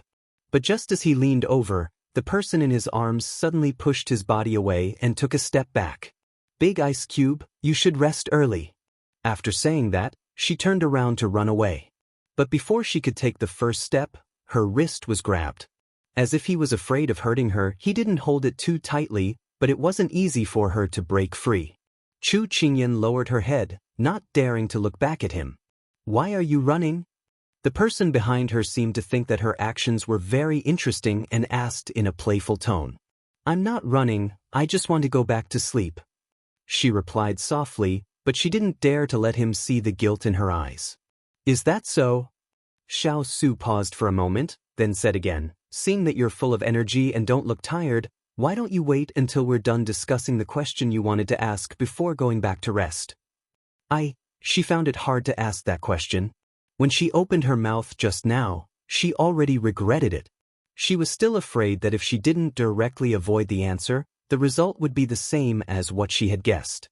You're not going to ask? Then I have a question to ask you. His tone was calm and didn't seem out of place. However, the moment he finished speaking, Chu Qingyan turned around abruptly. There was a voice in her heart that kept encouraging her. If she missed this opportunity, there would not be another one. She had to make good use of this opportunity and be decisive. She slowly raised her head and looked at him with a determined gaze. Big Ice Cube, let me ask you. She didn't ask when he asked her to, but when he wanted to ask her, she stole his words. Xiao Su kind of understood why Ling Feng said that women were the most difficult animals to understand in the world. Tonight's little fellow was drunk and started to be willful. However, he wasn't in a hurry, so he nodded indifferently. Chu Qingyan took a deep breath and encouraged herself in her heart before saying, Big Ice Cube, in your eyes, do you see me as your younger sister? She curled her fingers tightly and closed her eyes, holding her breath as she waited for his answer. This question was somewhat out of his expectations. He didn't know why she would ask this question, but his gaze fell on the person in front of him. She was waiting so seriously for his answer, and his hand was still holding her wrist. He could clearly feel her entire body tensing up. Xiao Su frowned slightly. Why do you ask? Because I heard your answer in the study. She sounded disappointed. However, he could no longer remember this matter. But looking at her expression, it didn't seem like she was joking. Thus, he carefully searched through his memories. Soon, he found something that matched up. Only then did he remember the cause. It was in the afternoon. After Turin finished his report, he suddenly smiled and said, Master, some people say that you treat the little princess as if you are raising a doll and spoiling her too much. Others say that you take care of the little princess as your younger sister. This subordinate feels that both of these statements are quite correct. Is that so? Xiao Su was a bit surprised that his subordinate would change the topic to Qingyan. Turin couldn't help but ask curiously, Then what does Master think of the little princess? Xiao Su stopped and seriously thought about this question. More spoiling than raising a doll, more intimate than a younger sister. But if he had to accurately describe it, he was a bit troubled. More like a younger sister. He thought for a long time before finally giving this answer. Actually, in his heart, there seemed to be another answer, but he couldn't see it clearly. But now he had already seen the reason. It was just that he didn't think that his conversation with Turin would be heard by her. He suddenly smiled. Chu Qingyan didn't wait for his answer and had already opened her eyes. But she just happened to meet his smiling eyes. She was suddenly a bit unhappy. She was so nervous, but he was laughing at her. So she angrily turned and wanted to leave, but how could he let go of her hand so easily? Xiao Su used a bit of force to pull her in front of him. He didn't directly answer her question, but leaned over to tease her. Then what do you think you are in my eyes? How could she know? She felt that he was teasing her. She wanted to leave but couldn't. She felt unhappy and simply didn't look at him. Xiao Su saw that she was about to explode. He hooked his lips and lowered his head to whisper in her ear.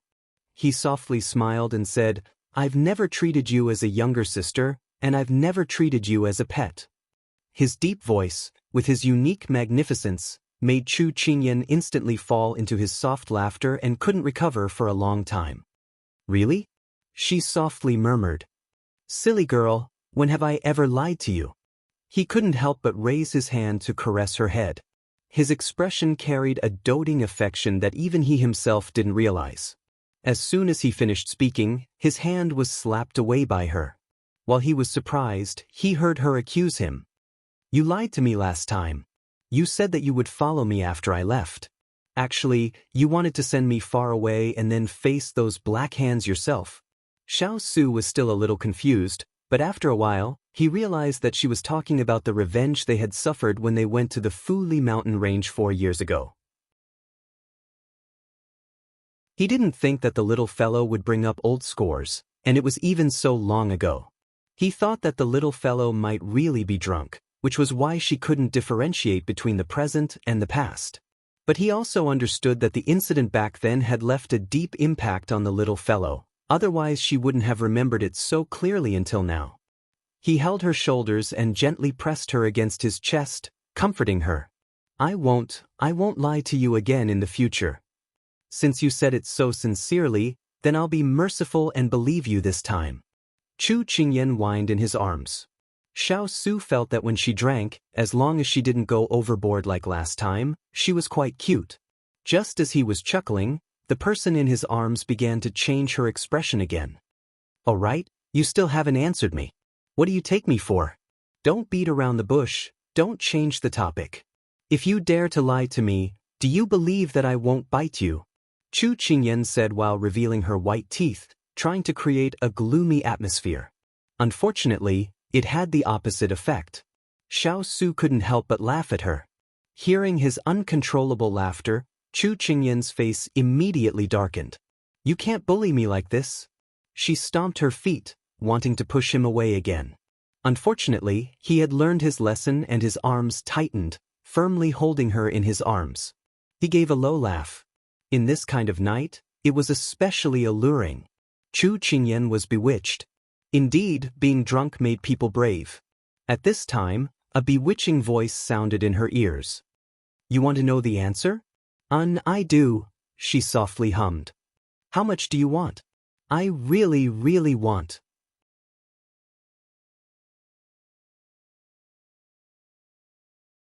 Chapter 686. If it was any other day, Chu Qingyan would have long realized that the other party was just teasing her. But at this moment, she couldn't help but sink into this voice. Her entire heart and eyes could only put him alone. Her black eyes seemed to be filled with a sea of stars, but at this moment, it was as if only she could wander around in them. Xiao Su slightly hooked his lips and leaned close to her ear. A trace of a smile flashed across his eyes. First answer a question of mine, then I'll tell you the answer you want. She vaguely felt that there was something wrong with these words, but Chu Qingyan's mind was already unable to wrap itself around it. In a daze, she had already nodded in agreement. Tell me, at that time in the inn, did Yang Yuhuan use medicine on me? The answer was within his expectations, but he still had the answer he wanted. This little fellow was so obedient after drinking wine, and would answer all his questions. This was a rare opportunity. Although it was very ungentlemanly, but it was only in this kind of situation that she would confess to him. He placed his hands on her shoulders and looked at her at the same level. Then he leaned closer to her and asked in a neither fast nor slow manner. Why did you hide it from me? It seemed like he had asked too many questions. But this question, she knew the answer. Because I don't want you to know that after you inhaled that powder, you became very strange. Her answer caused the light in his eyes to condense in an instant, and there was a sudden flash of light. He leaned forward slightly, and his tone carried a meaning that could not be ignored. What kind of strange method? Although Chu Qingyan's rationality was about to dissipate, she could still hear the coaxing in his words, and how embarrassing the words that were about to come out of his mouth were. At the last moment, she bit her lower lip and averted her gaze, not daring to look at him directly. I don't know. Her voice was almost like a mosquito. You don't know, or you don't want to say. His nose was filled with the fragrance of the wine and the young girl's body. When mixed together, it made people inadvertently intoxicated. Xiao Su felt that he was a little abnormal tonight. His style of doing things was not like his usual, but he didn't want to delve into it. The current him only wanted to do things according to his heart. When Chu Qingyan heard this, she lowered her head like a frightened rabbit. Her blushing face and ears fell into his eyes. If it was any other time, he would have already let her go and stopped teasing her. But tonight, she made him unable to stop himself. You don't have to answer this question. I'll ask you another one. N.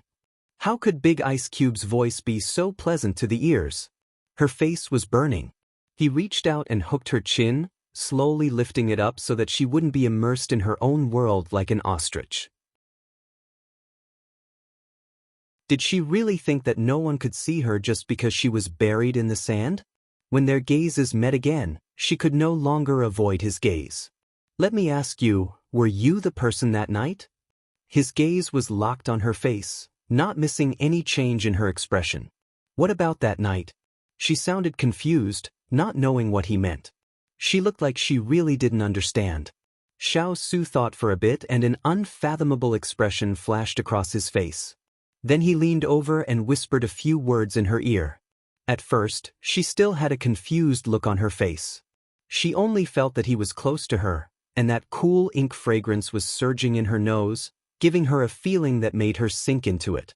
But after hearing what he said clearly, her face turned completely red. You, she already couldn't speak, but the person in front of her didn't have any intention of letting her go. You remember now, N?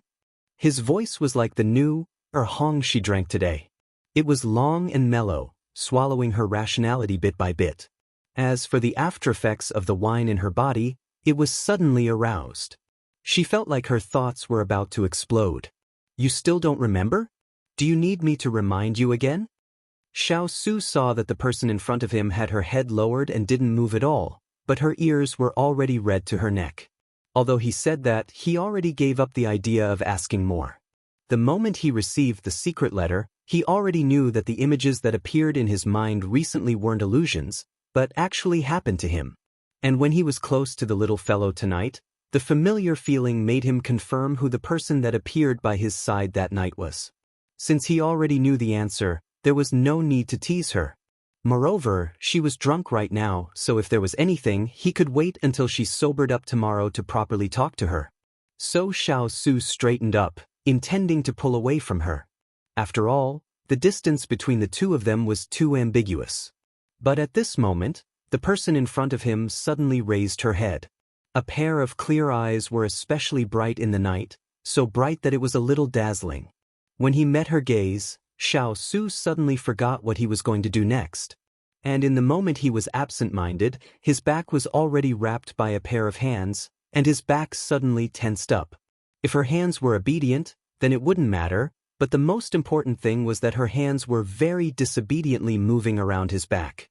Qingyan, what are you doing? As he said that, he had already raised his hand to take her hands down. But just as he was about to grab her hand, she suddenly moved closer. Her young, soft body was tightly pressed against his body. Xiao Su's hand loosened, and with a slight struggle, she regained her freedom.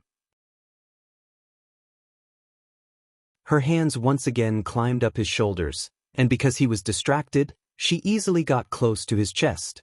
She lightly tiptoed and pressed her lips against his ear. All the actions were done in a single breath, in the blink of an eye. Before Xiao Su could react, he heard her gently blowing at him, and said word by word, "Don't you know what I'm doing?" Her words seemed to be going against him. He lowered his head slightly, and saw her smiling and sly eyes, with a myriad of amorous feelings blooming. His throat tightened, and he forced himself to ignore the feeling on his body, and prepared to stop her. "You're drunk, be good, go back and rest." Xiao Su's hands had just landed on her shoulders, but she hugged him even tighter. "Big Ice Cube, don't you want to know if the person that night was me? There's a very simple way to prove it, don't you want to try it?" The wine-red color stained her cheeks little by little, like the rosy clouds in the evening sky, so beautiful that one couldn't help but stop to admire it. His pupils shrank slightly, and he was unknowingly mesmerized by her coquettish voice. What method? She blinked. If she did this on a normal day, it would make people feel that she was naughty and cute, but at this time, it gave people a feeling of being extremely charming. When the ancients solved a case, they liked to reenact the case. Xiao Su remained calm and waited for her to continue. Then, let's reenact that night. Her hands wrapped around his neck, and with a slight force, he was caught off guard and leaned forward, and she tiptoed again, getting closer.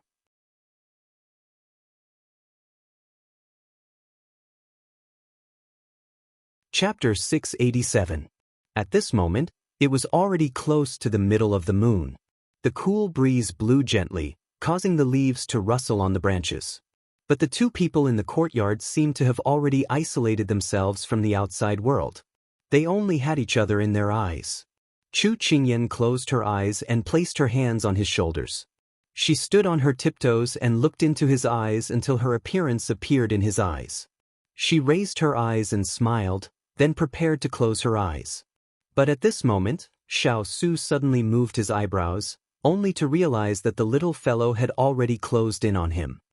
He did not forget that she was drunk, and a helpless yet amused feeling welled up in his heart. This time and the last time, the little fellow would become abnormal whenever she drank. It seemed like he really could not let her touch alcohol in the future. He pulled her arm and stopped her, then straightened his body, not letting her come closer. Seeing that he was about to succeed, he suddenly got stuck.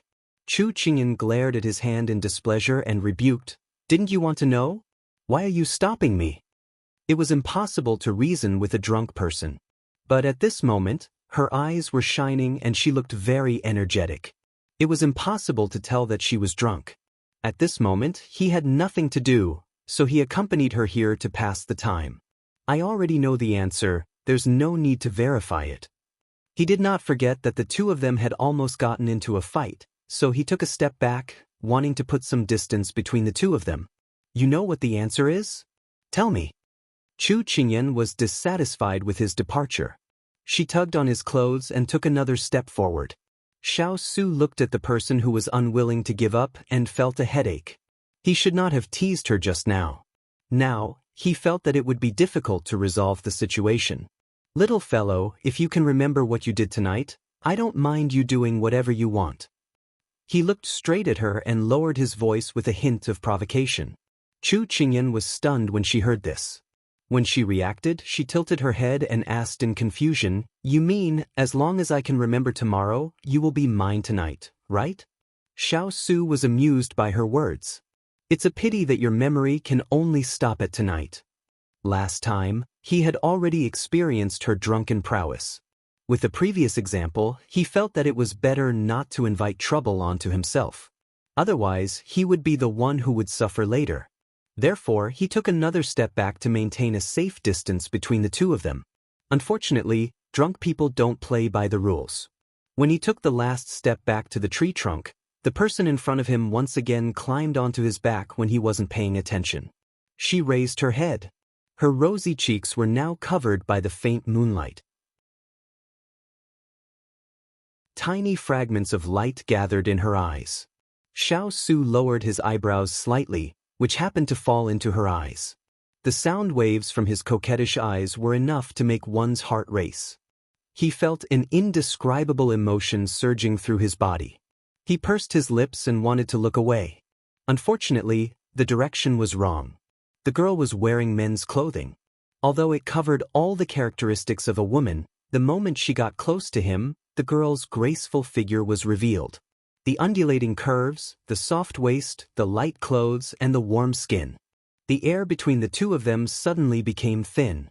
When Xiao Su wanted to raise his hand to press her down again, Chu Qingyan, who had suffered defeat once, was already on guard. Her hand slid down from his shoulder nimbly, groping inch by inch until she reached his wrist.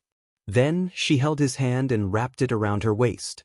This unforeseen event made Xiao Su's thoughts and Su Yi's stagnation. And Chu Qingyan took advantage of the moment when he wasn't paying attention and smiled triumphantly. Then, she repeated what she hadn't done just now. "Get closer. In 5 years, from the age of 10 to 15, from your chest to your shoulders, I've grown taller. Get closer. I'll try my best to keep up with your pace. I'm afraid that one day, when I suddenly look up, you've already left me far behind. Get a little closer. Very good, almost there. I don't know what the veil between the two of us is. But at this moment, please allow me to get closer to you. Before dizziness sets in, I still have time for you in my eyes. When the girl's fragrance got closer, Xiao Su's eyes were only left with her appearance. Bright, bright, charming, charming, bright. That kind of vivid and strong image was infinitely magnified in front of him. In the end, Xiao Su didn't resist. The hand on her waist exerted a little force and pulled her softness into his embrace. When he saw his heart clearly, Xiao Su didn't want to wrong himself anymore. He also couldn't bear to reject the person in front of him. This was the person he held at the apex of his heart. He closed his eyes slightly and leaned down. Their breaths were close and their breaths blended together. They were already indistinguishable. A softness brushed past his chin and slid to his ear. Then it fell. He was slightly stunned. When he opened his eyes, a figure pressed against him and then softly slid to the ground. He quickly pulled her into his embrace. When he saw her appearance at this time, Xiao Su didn't know whether to laugh or cry. The little fellow had actually fallen asleep at this time. The night wind was cool, blowing away the ambiguous warmth between the two. Xiao Su felt that this little fellow always had the skill of tormenting people in the end and then leaving by herself. But it also made people unable to scold her. At this time, he could only admit that he was unlucky. He looked at the person sleeping soundly in his arms. In the end, he could only shake his head and laugh. He picked her up by the waist. Then, he turned and sent her to her courtyard. There was no obstruction all the way to the courtyard. "Your Highness," Xining saw the person coming from afar and hurriedly bowed. When she got up, she saw the person lying in His Highness's arms. She exclaimed, "Your Highness, Master is drunk and asleep. Open the door." Afraid of waking up the little fellow, Xiao Su lowered his voice. Xining immediately turned and opened the door. When His Highness entered, she blinked and closed the door. "Why didn't you follow in to serve Master?" A voice suddenly came from behind. Xining was startled. She turned and saw Jin Exen leaning against a stone pillar with a sword. She said unhappily, "At this time, Master doesn't need to be served, but Your Highness, do you understand? You say it as if you know a lot." Jin Exen glanced at her and then walked away alone. Xining bared her fangs and brandished her claws at his back. He always had a deadpan expression. "Humph, he didn't even give me a good look when I came to Jiangnan. No, why do I have to look at his expression?" Xining stomped her feet and then ran to the kitchen to boil water. Master would definitely need water to wash her face later. After Xiao Su entered the door, he gently put the person in his arms on the bed and then pulled the quilt over her. His gaze inadvertently fell on her lips. Just now, just a little bit more. His eyes darkened and then he immediately looked away, intending to let her have a good rest. Suddenly, a hand tugged at his sleeve.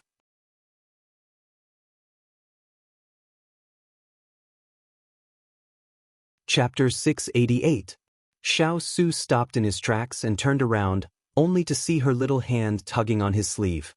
He thought the little fellow had sobered up, but when he saw her tightly knitted brows, he couldn't help but sigh helplessly.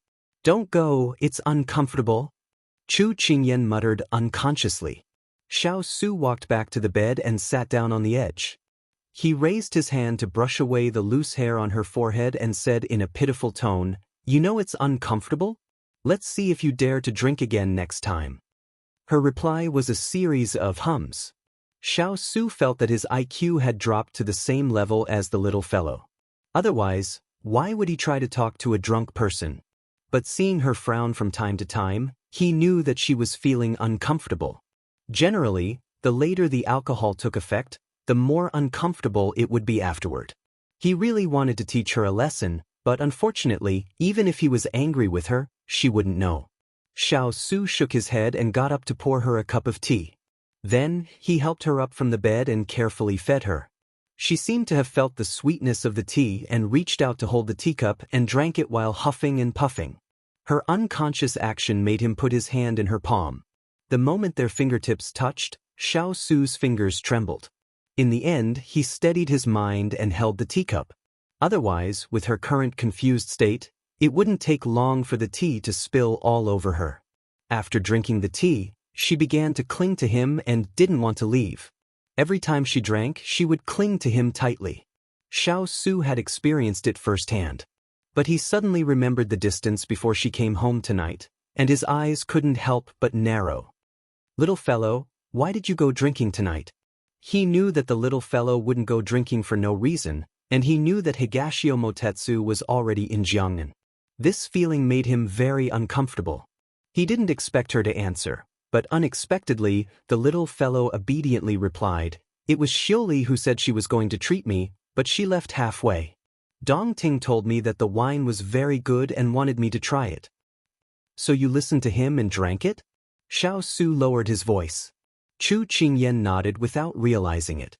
She then rubbed herself against him and complained, "Although it's delicious, I feel very uncomfortable after drinking it." "Will you still drink it in the future?" No, I'll get angry if I drink big ice cubes." She shook her head like a rattle drum, refusing. Hearing this, Xiao Su didn't know whether to laugh or cry. He was drunk and still knew how to be afraid. This made Su Yi's gloomy mood dissipate a lot. The two of them rarely had time to be alone and quietly together like this.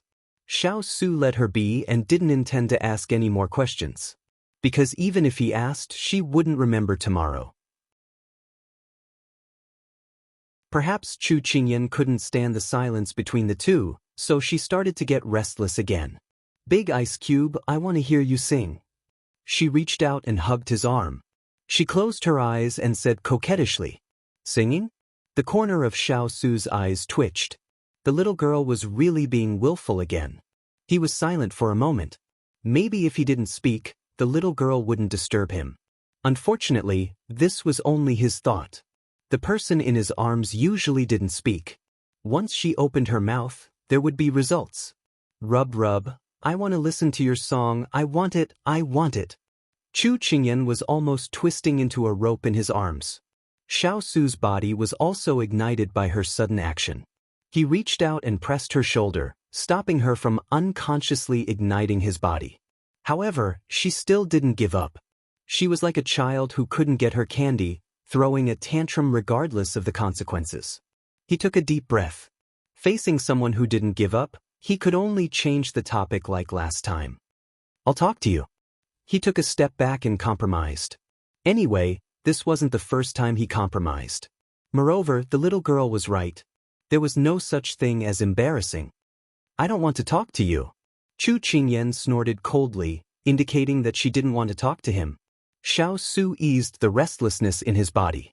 He opened his eyes and said in a playful tone, "If that's the case, then I'll leave." Just as he moved his arm, she hugged him tightly again. She pouted and said against her heart, "Then I'll force myself to listen to you. Hurry up and say it." Xiao Su smiled faintly. He couldn't help but reach out and pinch her nose until she was gasping for air. Then he patted her head and stroked her back, gently comforting her. Perhaps she was very satisfied with his service. Chu Qingyan didn't urge him to be quiet. She seemed to be quietly enjoying this time. The quiet night gradually passed as the two of them interacted with each other warmly. At this moment, Xiao Su slowly opened his mouth. "Ian, your father asked me the day before yesterday when he would take you as his wife. At that time, I was already stunned and didn't know how to answer." He couldn't help but smile, as if he was mocking himself. "Have you been asked the same thing by him before?" After speaking for a while, he didn't see her reply. He turned his head slightly and saw that she was already peacefully asleep. She must have fallen asleep without waiting for him to speak. Xiao Su lifted the quilt from the bed and covered her with it. Although it was already late at night, he couldn't let go of the warmth in his arms, so he didn't immediately get up. He felt that he had a lot of things to say in his heart tonight. Thus, he continued. "It's not that I haven't considered your future. I've always wanted to keep you by my side, but no one has ever told me how to keep someone by my side. Father Emperor and Mother Empress seem to have been by my side since I was young, but I didn't feel their company in the first 20 years of my life. Hua Ling and Jin Ling have always been by my side, but I never thought of having them stay by my side for a long time. Because people will grow old, I don't want them to live in the days of fighting and killing. It seems like there are many people by my side, but if you really count, there are only a few.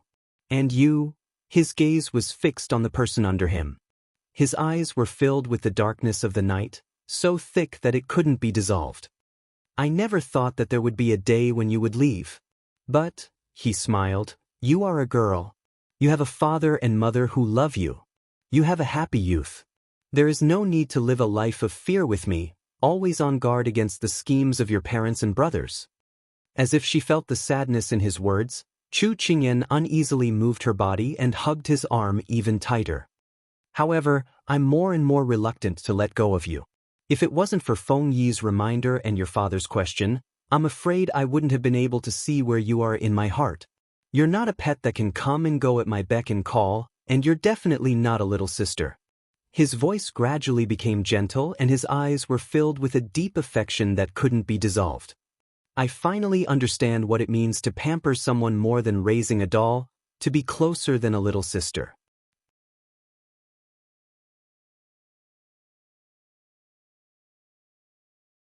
Chapter 689. I dote on you more than raising a doll. I'm more intimate than raising a sister. These were Xiao Su's feelings for her. There was no need for him to express his feelings. These words were enough. This was the answer that Chu Qingyan wanted to hear. Unfortunately, she was deep in her dreams and did not hear her Big Ice Cube's rare long analysis of her heart, as well as his tender confession. If she knew, she would regret it for the rest of her life. Xiao Su looked down and saw that the person in his arms was smiling from time to time. It was as if she was dreaming of something fun. He couldn't help but want to laugh, but he suddenly remembered what Father Chu said that night. He was slightly dazed. Then he whispered to himself, Ian, you're already 15 years old. You're about to pass the age of majority. Passing the age of majority meant that one was an adult and could get married and have children. He fixed his gaze on the delicate face in front of him. Her brows were picturesque and made people want to dote on her. Sometimes she was as sly as a fox, sometimes she was as lazy as a cat. She was cute and kind, and hated evil. Although she looked delicate, she would always show her intelligent and strong side at critical moments. She was soft but not weak, innocent but not stupid. Such an exquisite little fellow had walked by his side for 5 years. And he wanted to be by her side for the rest of her life. He didn't want to miss the first girl who had given him warmth. Because of her, he had the idea of starting a family. In the past, when he was in the military camp, there were often soldiers who came to report that they wanted to take leave to go home and get married. Every time he saw the happy smile on their faces, he felt that this feeling was very far away from him. It was as if they were in 2 different worlds. Now, he felt that if that person was the little girl, there wouldn't be any obstacles for him. Home was a word that he hadn't heard in a long time. When he thought of this, his gaze landed on her body again. He lifted his finger and gently brushed her hair. Then he gently caressed her brow bone. Finally, his fingers slowly traced her facial features along the bridge of her nose. It was as if he wanted to imprint her appearance deeply into his soul. Her soft and delicate skin was so delicate that he couldn't bear to pull his hand away. Little girl, I've already understood my feelings. What about you? Are you willing to spend the rest of your life with me? The person in deep sleep couldn't answer. But someone had already answered for her. It's okay. If you don't want to, I'll wait until you do. In his entire life, he had never forced or hoped for anything. He was so obsessed with this one thing. There was once an enemy who said that he was like an eagle, hovering in the air. He would not attack easily, but if he found a prey, he would definitely kill it in one strike. Xiao Su's eyes darkened. He slowly bent down and gently kissed the corner of her eye. Like a dragonfly skimming the surface of the water, he quickly stood up. Because he had already made up his mind, every step he took was very light. At that moment, the 3 little ones lying on the blanket under the wooden cabinet stared at Xiao Su with wide eyes, seemingly having sensed an intruder. Although they sensed no malice from Xiao Su, their snow-white fur stood on end and they were on high alert. Xiao Su had already sensed that there were a few more auras in the room. Because of the person in his arms, he didn't pay much attention to them. Being surrounded by them, he confessed in his heart. If not for the fact that they were beasts and couldn't speak, their ears and tongues would have already been gone.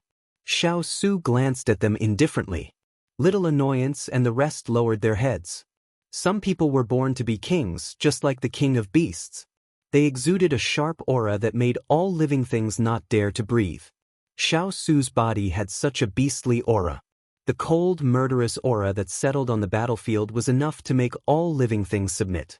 When the door was closed, the person lying on the bed turned over and muttered, "I'm willing. I want to be with Big Ice Cube forever." When Xiao Su left Chu Qingyan's room and was about to return to his own courtyard, a person stood at the end of the bluestone path. Son-in-law, son-in-law, come here."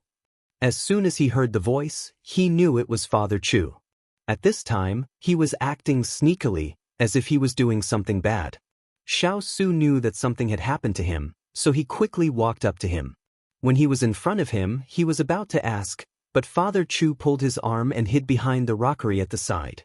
He wasn't used to being touched or approached by others, but at this time, he only frowned. When he reached the rockery, Father Chu had already let go of his hand. "Great old Master Chu, it's so late. What are you doing here?" After all, he was the little fellow's father. He couldn't let him wander outside and ignore him. Great old Master Chu glanced behind him. When he saw that there was no one, he sighed in relief. Then he put on a serious face. "Son-in-law, I heard that Kai Kai was drunk tonight?" Xiao Su didn't understand why he asked this question. He nodded slightly. "Then did she do anything to you?" Chu Machen's father looked at him strangely. Xiao Su raised his eyebrows. Could it be that Father Chu also knew that the little fellow liked to tease people when she was drunk? "What do you mean?" Xiao Su asked. Seeing his son-in-law like this, he definitely didn't do anything. Father Chu couldn't help but look disappointed. He blinked, then patted his son-in-law's shoulder lightly. He said regretfully, "If Kai Kai didn't take the initiative, you could have. Why are you all so stupid?" Xiao Su was confused. Take the initiative to what? What's done can't be undone. Stupid. Father Chu looked at him disdainfully. Xiao Su's mouth twitched.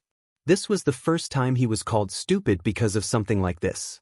But as Caicai's father, is it really okay for you to encourage others to have designs on your daughter? As if he saw his son-in-law's surprise, Father Chu glared at him. If it weren't for the fact that Father has decided on you, Father wouldn't be willing to let others take advantage of our Kai Kai. Xiao Su was speechless. But to be able to gain his father-in-law's approval was already a great help to him.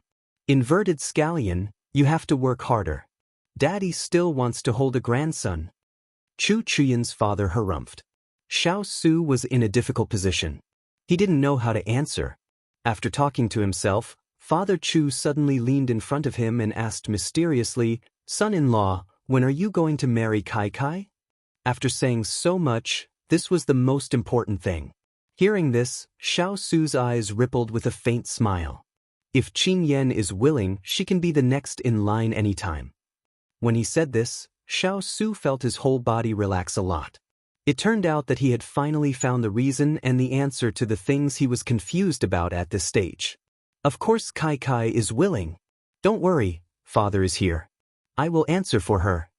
Father Chu jumped up and down happily, as if he could already see the hope of having a grandson. He was overjoyed. Although Father Chu said this, Xiao Su wasn't reassured. He had to get the little girl's answer personally. "Great old Master Chu, I have a favor to ask of you."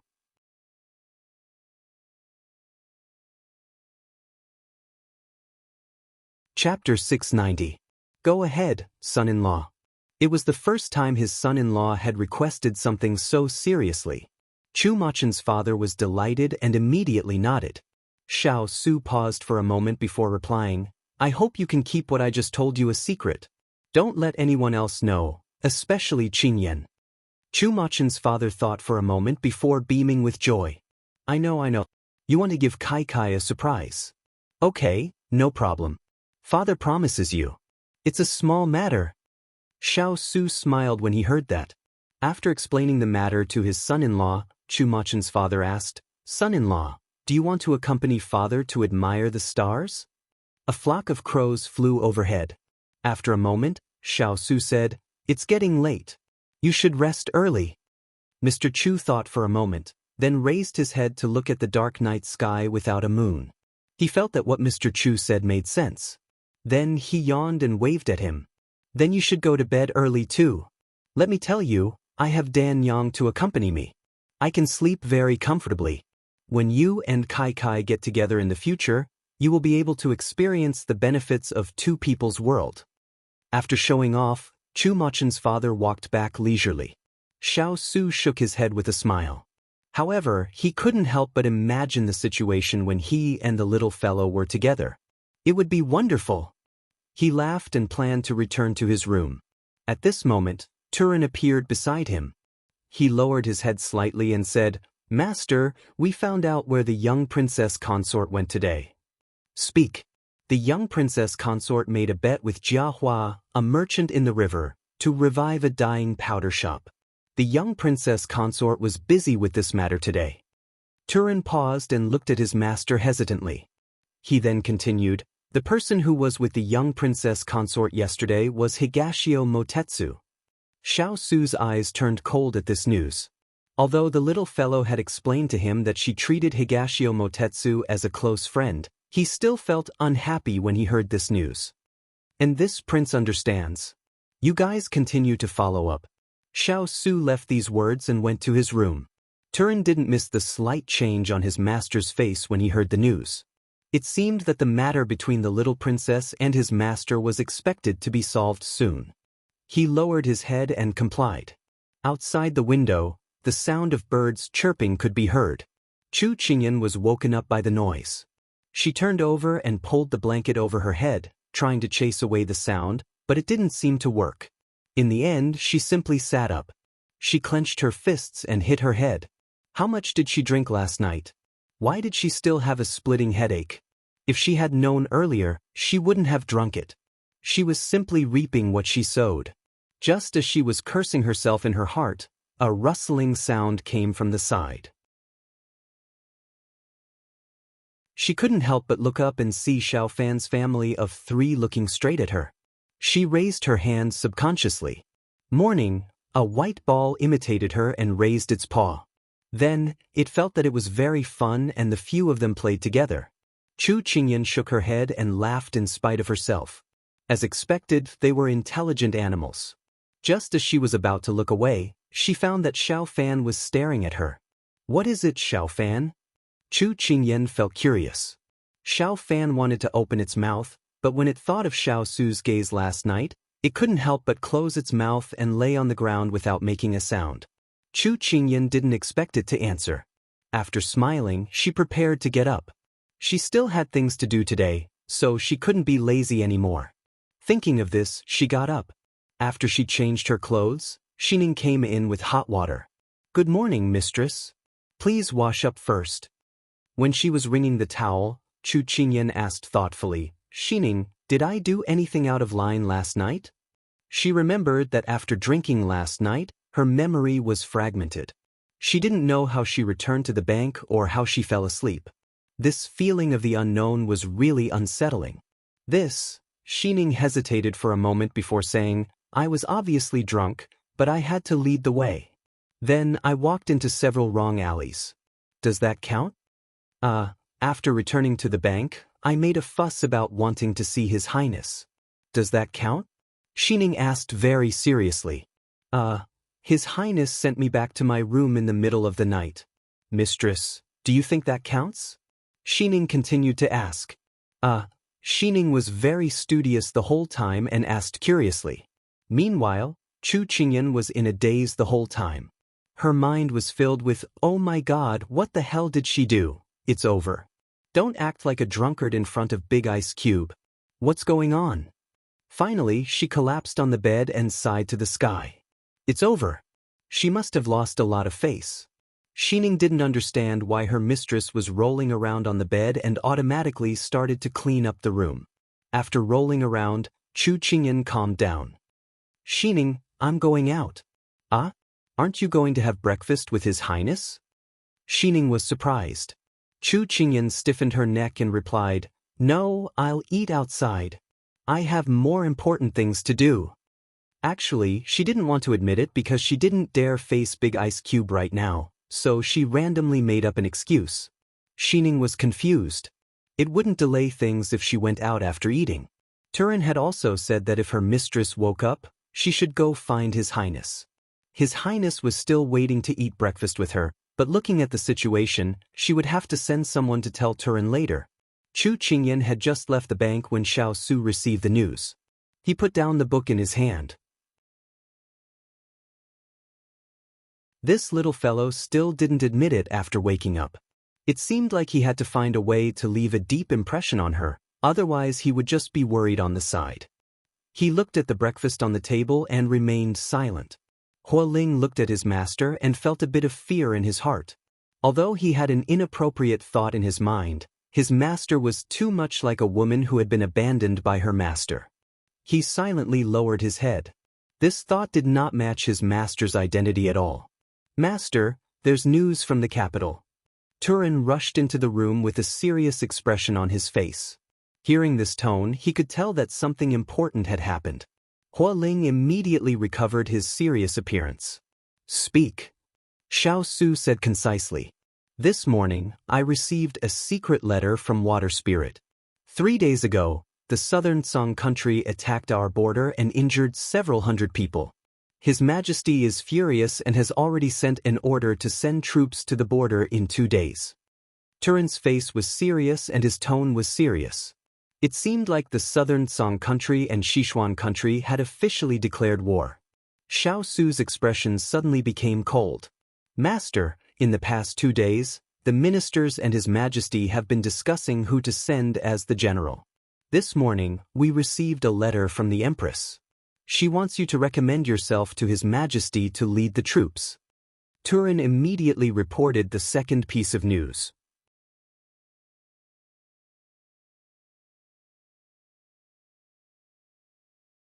Chapter 691. Empress Liang's secret order caused Xiao Su's expression to darken. Don't worry about her orders for now. Pay close attention to Nan Song country's movements, as well as the movements of the court. Do not participate in other matters, just wait and see. Turin nodded. Also, add more people to follow Qingyan. Last time, Muhu's people failed. She might make another move. Ben Wang does not want Qingyan to be harmed for any reason. Turin and Hua Ling looked at each other. Master had revealed his feelings so openly this time. Did he have some progress with little Wang Fei? Even though they could not be sure from Master's words and actions, it was most likely the case. Master, Higashio Motetsu has appeared in Jiangnan. Should we be more vigilant? Hua Ling raised a question at this time. Xiao Su slightly furrowed his brows. The Moon Palace sect has been targeting Ben Wang since Ben Wang returned to the court. No, Ben Wang suspects that they have been targeting Ben Wang in secret all these years. Since Higashio Motetsu is the young master of the Moon Palace sect, he must be related to the mastermind behind the Moon Palace sect. So, you should pay more attention to him and the Moon Palace sect. If you can find the mastermind behind them, that would be the best. This subordinate understands. But little Wang Fei has been very close with him recently. Do you need this subordinate to remind her? Hua Ling thought for a bit before asking. He heard that when they came back from Fuyang City, little Wang Fei and Higashio Motetsu had returned to Jiangnan together. This matter had angered Master. But when he saw his master talking about Dongting Wangyu in a calm tone, he didn't seem to be angry at all, so he dared to ask this question. Xiao Su furrowed his brows when he heard this. A moment later, he said, Qingyan is not a confused person. She treats Higashio Motetsu as a friend, but that does not mean she does not care about Ben Wang. Ben Wang will not interfere with her right to make friends. You don't need to act on your own. Just do what you are supposed to do. Ben Wang is not someone who needs to control other people's actions to ensure his own safety.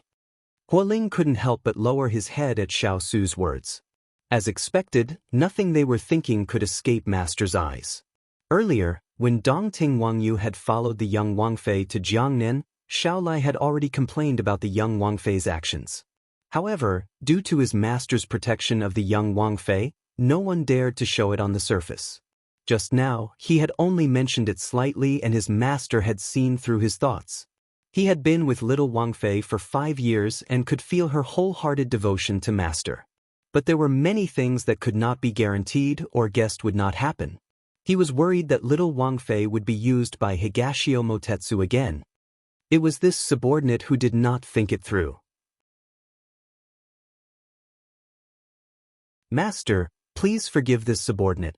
Hua Ling blamed himself. Since master trusted little Wang Fei so much, what reason did they have to doubt her?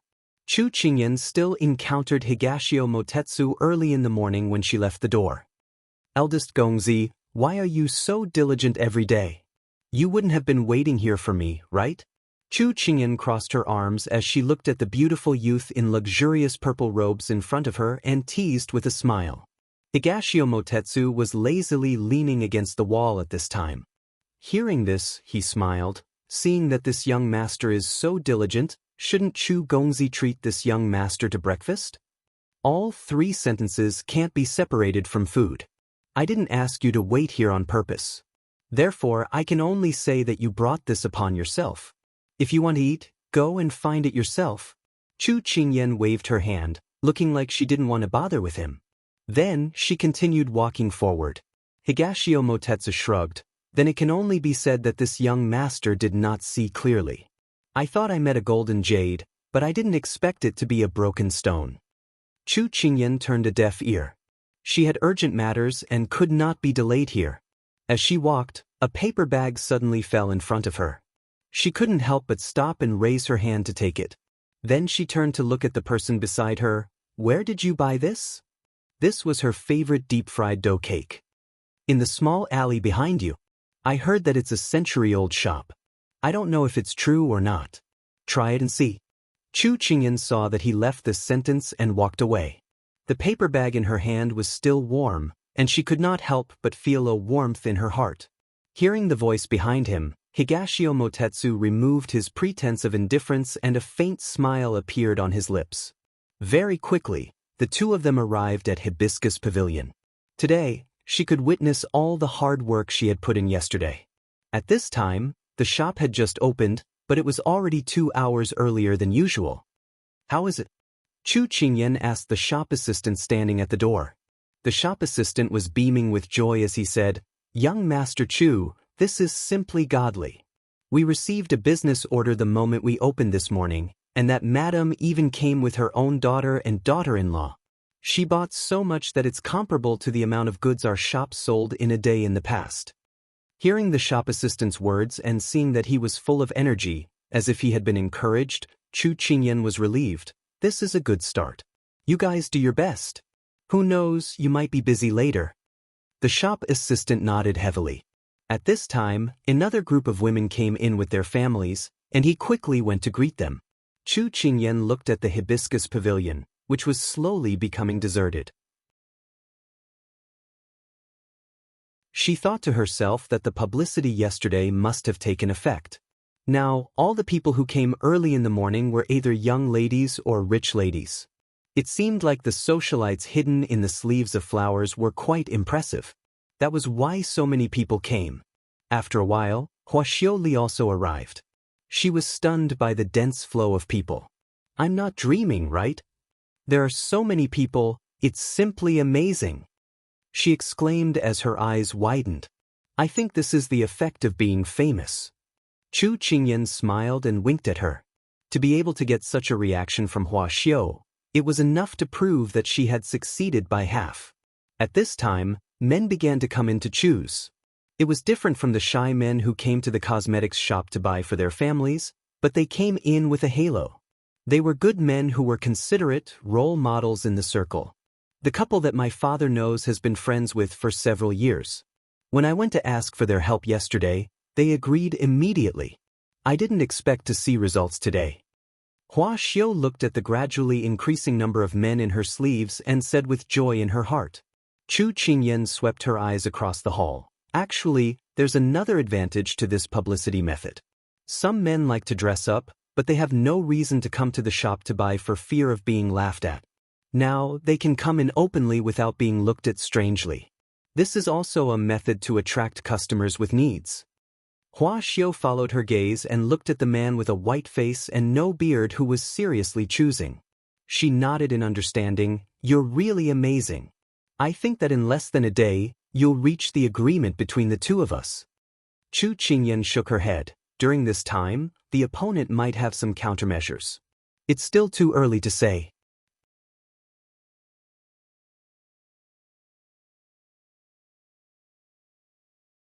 Chapter 692. With regards to Chu Qingyan's words, Xiao expressed her agreement. She had fought with the Chen family for so many years and had long understood each other very well. Therefore, before the afternoon came, the other party would definitely have a response. As expected, when Chen Mingyi woke up early in the morning to eat, he heard the servants report. Second young master, today's business at Hibiscus Pavilion is very good. It's completely different from the previous days. Our fragrant powder pavilion's business is dismal. Chen Mingyi was shocked. What is going on? I haven't been to the shop for a day and such a big thing has happened. This servant also doesn't know. Today's Hibiscus Pavilion is like a magnet, attracting many of the famous families in the city. Everyone bought a lot. The servant wanted to cry but had no tears. With such a sudden situation, they were also caught unprepared. I'll go take a look now. Chen Mingyi frowned. When he walked to Fragrant Powder Pavilion, he saw an endless stream of people at the entrance of Hibiscus Pavilion. However, looking at their entrance, it was simply like the autumn wind sweeping away the fallen leaves. It was as desolate as it could be. Second young master. A person pointed at the customers who were carrying big and small bags, his eyes filled with envy. Chen Mingyi's gaze locked onto Hibiscus Pavilion in front of him. His mind began to work. Lu Nua, go and investigate why Hibiscus Pavilion suddenly had such a change. I don't believe that with Xiao's ability, she can think of a countermeasure. Yes, this subordinate will go and investigate. Following behind Chen Mingyi, a thin but shrewd man stood up and quickly went down. Xiao, go and find out what strategy Hibiscus Pavilion is planning. Chen Mingyi continued to instruct. Understood. The shop assistant standing at the side immediately changed his clothes and quickly walked into Hibiscus Pavilion. After a while, little Five came back. Second young master, anyone who buys in the shop today can enjoy a discount. If a man buys for his family, he can enjoy an even higher discount. After Xiao Wu finished speaking, he recalled a few styles and reported the price. Chen Mingyi was obviously shocked by this discount. It wasn't because of the price, but because of the discount method. This was the first time he heard of such a reason for a discount. Without a doubt, it was easy to evoke the consumer's awareness. Second young master, what should we do? Normally, we've already done several orders, but since we opened this morning, we haven't had a single customer. Little Five had a worried look on his face as he asked his master. Chen Mingyi rubbed his eyebrows, clearly having a headache. His opponent's move was very difficult to counter, unless his eyes lit up. After thinking carefully, he immediately said to Little Five, we can do the same thing as Hibiscus Pavilion, but we can reduce the price by another 10%. Little Five nodded vigorously. Very quickly, the Fragrant Powder Pavilion started to advertise. There were workers shouting outside, offering discounts, gifts, and so on. Soon, it attracted a lot of people. Chen Mingyi sat in a tea house not far away and looked at the situation of the shop downstairs. In less than 2 hours, the crowd began to disperse and gradually rushed to the entrance of his shop. Although it was a little unkind of him to do this, this was the way of doing business. There was nothing to be sorry about. Hua family cat, you probably didn't expect that I would steal the crowd that you worked so hard to attract. How does it feel to work for someone else? Right now, I really can't wait to know how you feel. It must be very satisfying, right? Chen Mingyi tasted his tea and smiled cunningly. Not long after, Xiao found out about the Fragrant Powder Pavilion's actions. She was furious. This Chen Zhuang is a shameless person. He actually dared to steal our method. Now, he's using our name to attract almost half of the people. I've already seen his unscrupulous methods before, but I didn't expect that his shamelessness would reach another level today. It's really an eye-opener. Towards Hua Xiao's anger, Chu Qingyan was very calm. Because in the modern era, as long as there was a good idea, it would be imitated or even stolen by others. Moreover, these methods were just strategies that targeted Hibiscus Pavilion's current problems. It couldn't be considered original, so her emotions didn't fluctuate as much as Hua Xiao. After Hua Xiao finished venting her anger, she turned her head and asked Chu Qingyan, "Do you have any way to deal with Qin Jiawang's methods? They're lowering the price. Obviously, the profit margin won't be very big. Even if they sell 50 pieces, the profit they earn won't be as much as if we sell 20 pieces. Therefore, we don't have to worry about profit."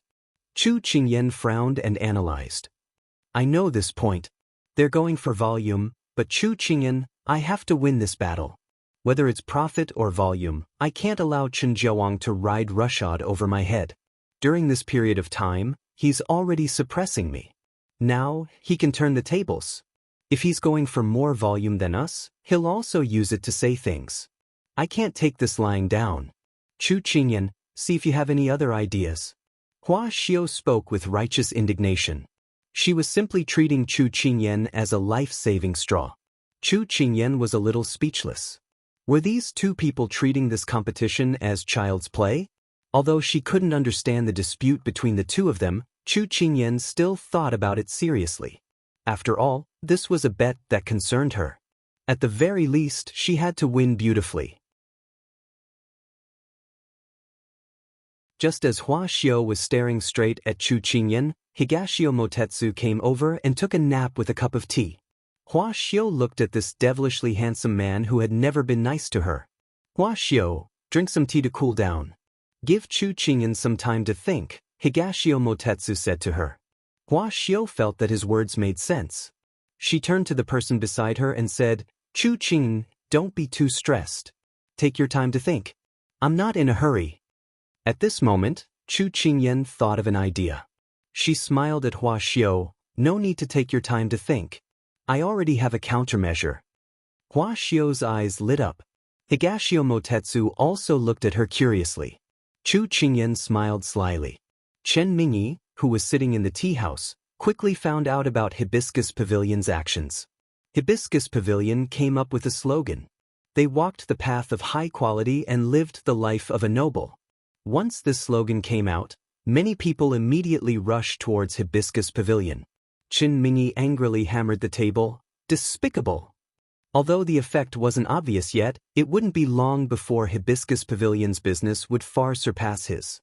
Because this slogan was completely in line with the wishes of many people, it could also give those commoners a sense of satisfaction. It was clear that the outcome of this battle was already very clear. "Master, this subordinate has already found the person who stood at Hibiscus Pavilion and planned all of this." Lu Nuo returned to report.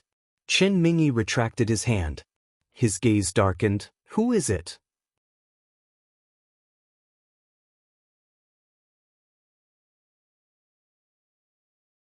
Chapter 693.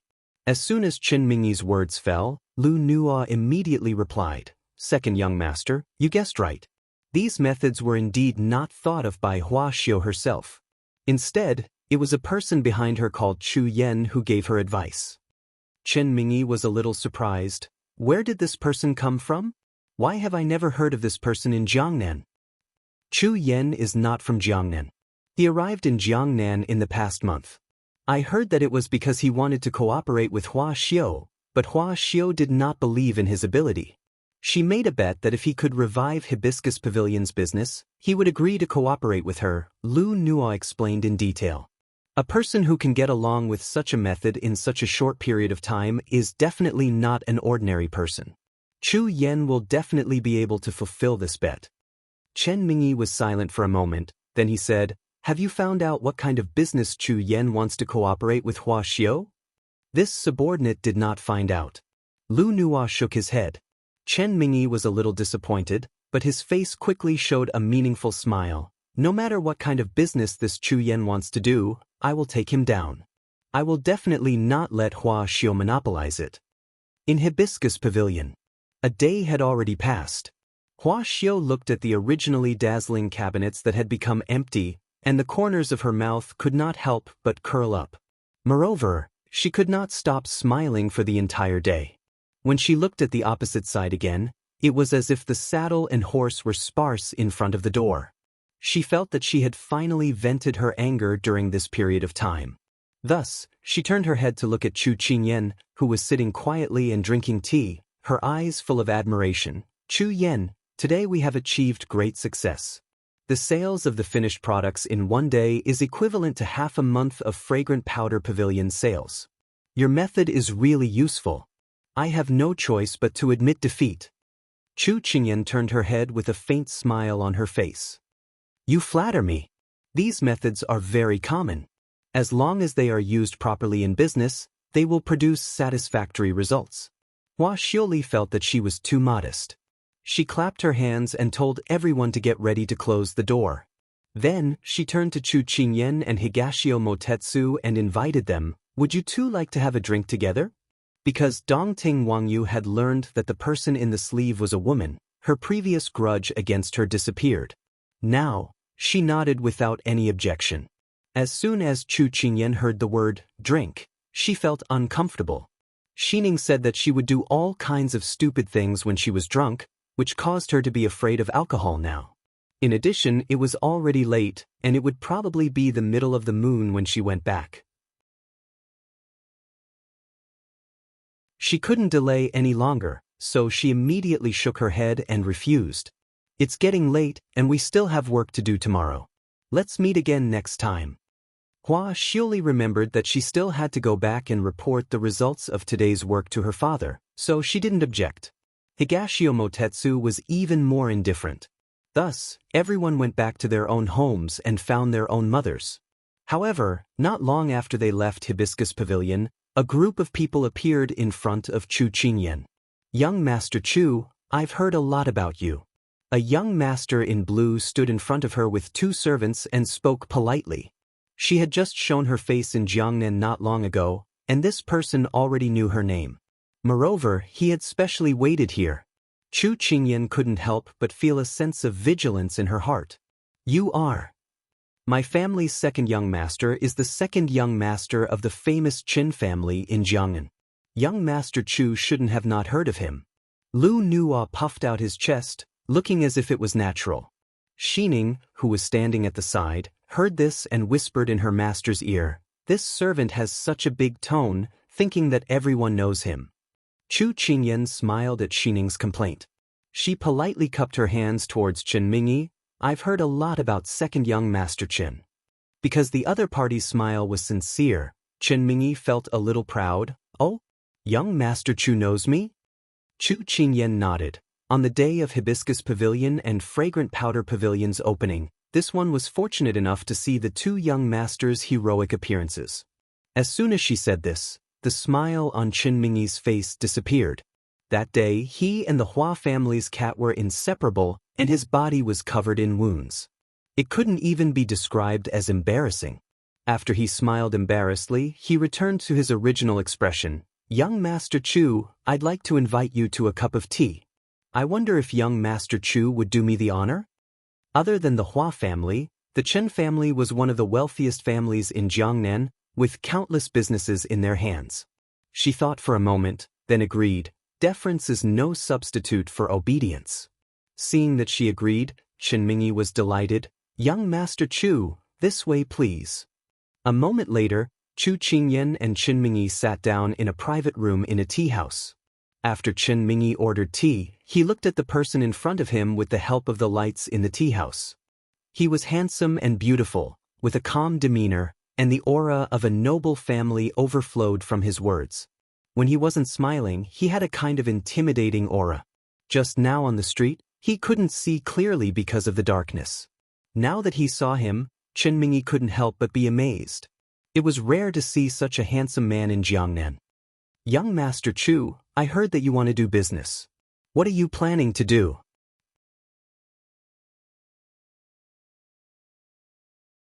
After Chen Mingyi finished looking at him, he threw a brick to attract Jade.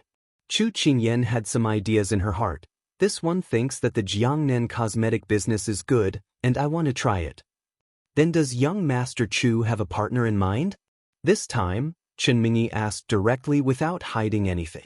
This meaning wasn't far from what she had guessed. Chu Qingyan looked at him as if she was in a difficult position. Yes, but we haven't reached an agreement yet. Chen Mingyi's heart sank. As expected, she was hiding something. He couldn't give up such a talent, so he went straight to the point. Young Master Chu, this one admires your ability very much. I can't help but admire the battle between Hibiscus Pavilion and Fragrant Powder Pavilion today. I hope that young Master Chu can cooperate with our Chen family. Don't worry, our Chen family is also a century-old shop. Chu Qingyan's face showed a trace of difficulty when she heard this. Does young Master Chu have any difficulties? Seeing her expression, Chen Mingyi was a bit impetuous and immediately asked. Second young Master Chen, this one thinks that your proposal is very good, but this one has already discussed cooperation with the Hua family's young master. If we break the agreement halfway, I'm afraid that wouldn't be too good. Chu Qingyan looked apologetic. Young Master Chu, how about this? If we cooperate, we'll split the profits 50-50. How about it? Hearing Chu Qingyan's words, Chen Mingyi was a bit flustered and immediately threw out his bargaining chip. Chu Qingyan touched her chin. This person was a bit impetuous and couldn't take a few words from her to provoke him. Thus, she said apologetically, Second young Master Chen, I'll go back and discuss this matter with my family first. This matter is so big that I can't make the decision. Xining and Jean Exan looked at each other. Only their master could lie through her teeth like this. Then young Master Chu can go back and think about it carefully. Chen Mingyi said very generously. Chu Qingyan nodded. On the way back, Chu Qingyan said to Jean Exan, think of a way to leak the news of Chen Mingyi coming to poach people to Xiao. Jean Exan was a bit surprised. Master, you're thinking of? That's right. Let Xiao know that I'm in high demand. It'll be beneficial for future negotiations. Chu Qingyan smiled slyly.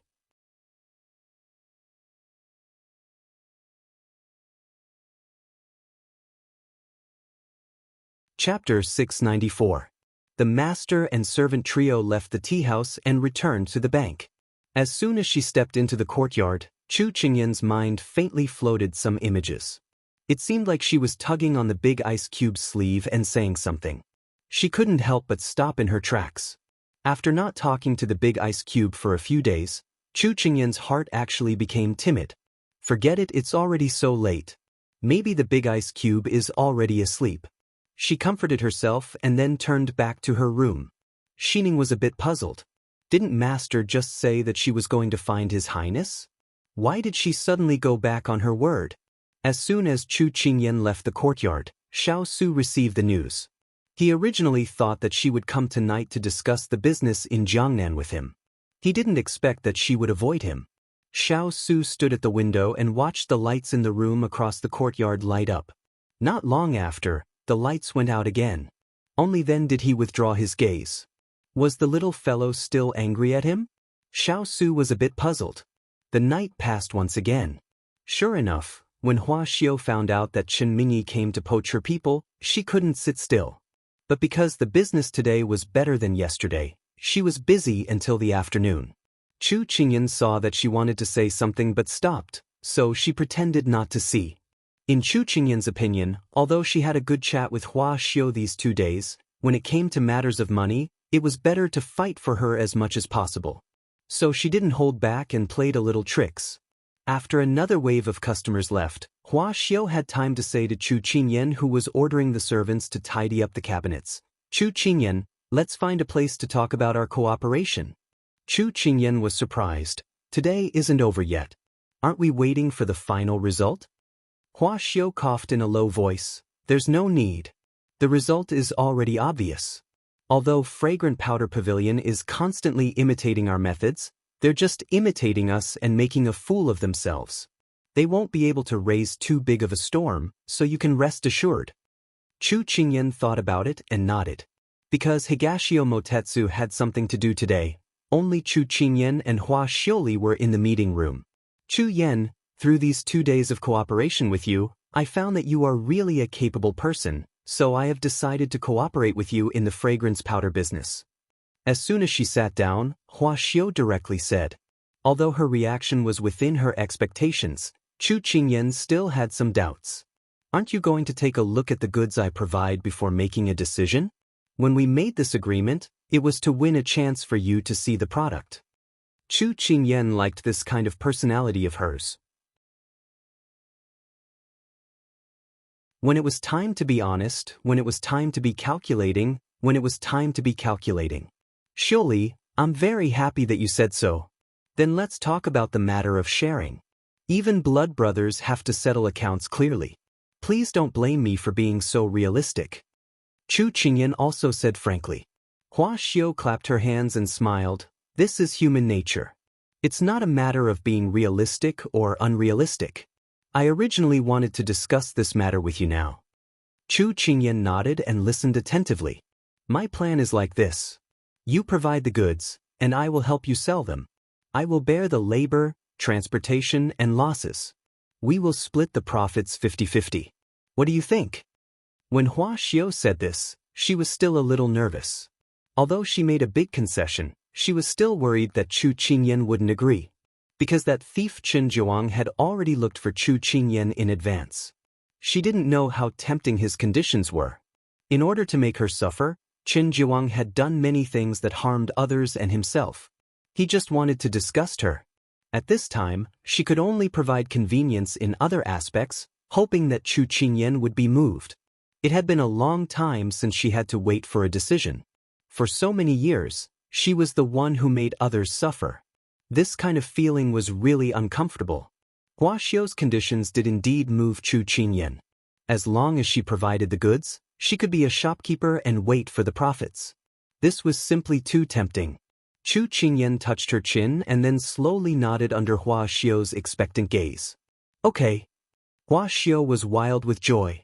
She took out a piece of paper from her bosom and then handed it to Chu Qingyan. She impatiently said, "This is the contract. You can take a look. If you have any questions, you can raise them now." Chu Qingyan stared with her eyes wide open. She looked at the contract in front of her in disbelief. This person's speed was too fast. Seeing Chu Qingyan's reaction, Xiao laughed and touched her head. Who asked you to be so popular? I have to settle you first. Yesterday, only Qin Zhuang went to look for you. Once this matter spreads, there will be more than one person looking for you. Jiangnan's merchants are very cunning. Chu Qingyan heard this and joked. Then didn't you expose yourself? Xiao blinked. I don't deny this. That's why I took the first step. Then, young Master Chu, after knowing my character, do you still dare to sign this contract? Chu Qingyan couldn't help but smile. Just based on your forthrightness, I will recognize you as my partner. After saying this, she picked up the paper and read it carefully. Although Qin Zhuang was a good partner, she didn't appreciate Qin Mingyi's character. Compared to Qin Mingyi, Xiao was more compatible with her. When the contract was signed in 2 copies, the atmosphere between the two became more relaxed. In a few days, the goods will arrive. You can check the goods and see if there are any problems. Although the contract has been signed, the process still needs to be followed. Chu Qingyan said while drinking tea.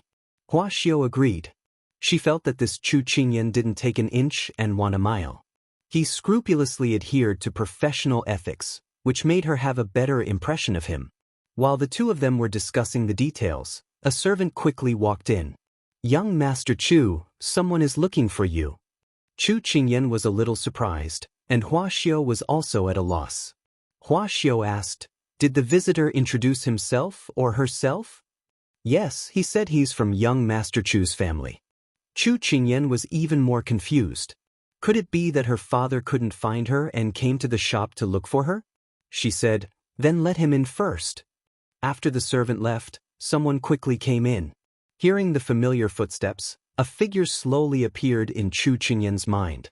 When the person entered, Chu Qingyan looked up and met a cold gaze. She couldn't help but stiffen. Big ice cube? Why you here? She immediately walked up. I'm here to settle the score with you. Ah, an old score. You're tuning in to the Passion Pages YouTube channel.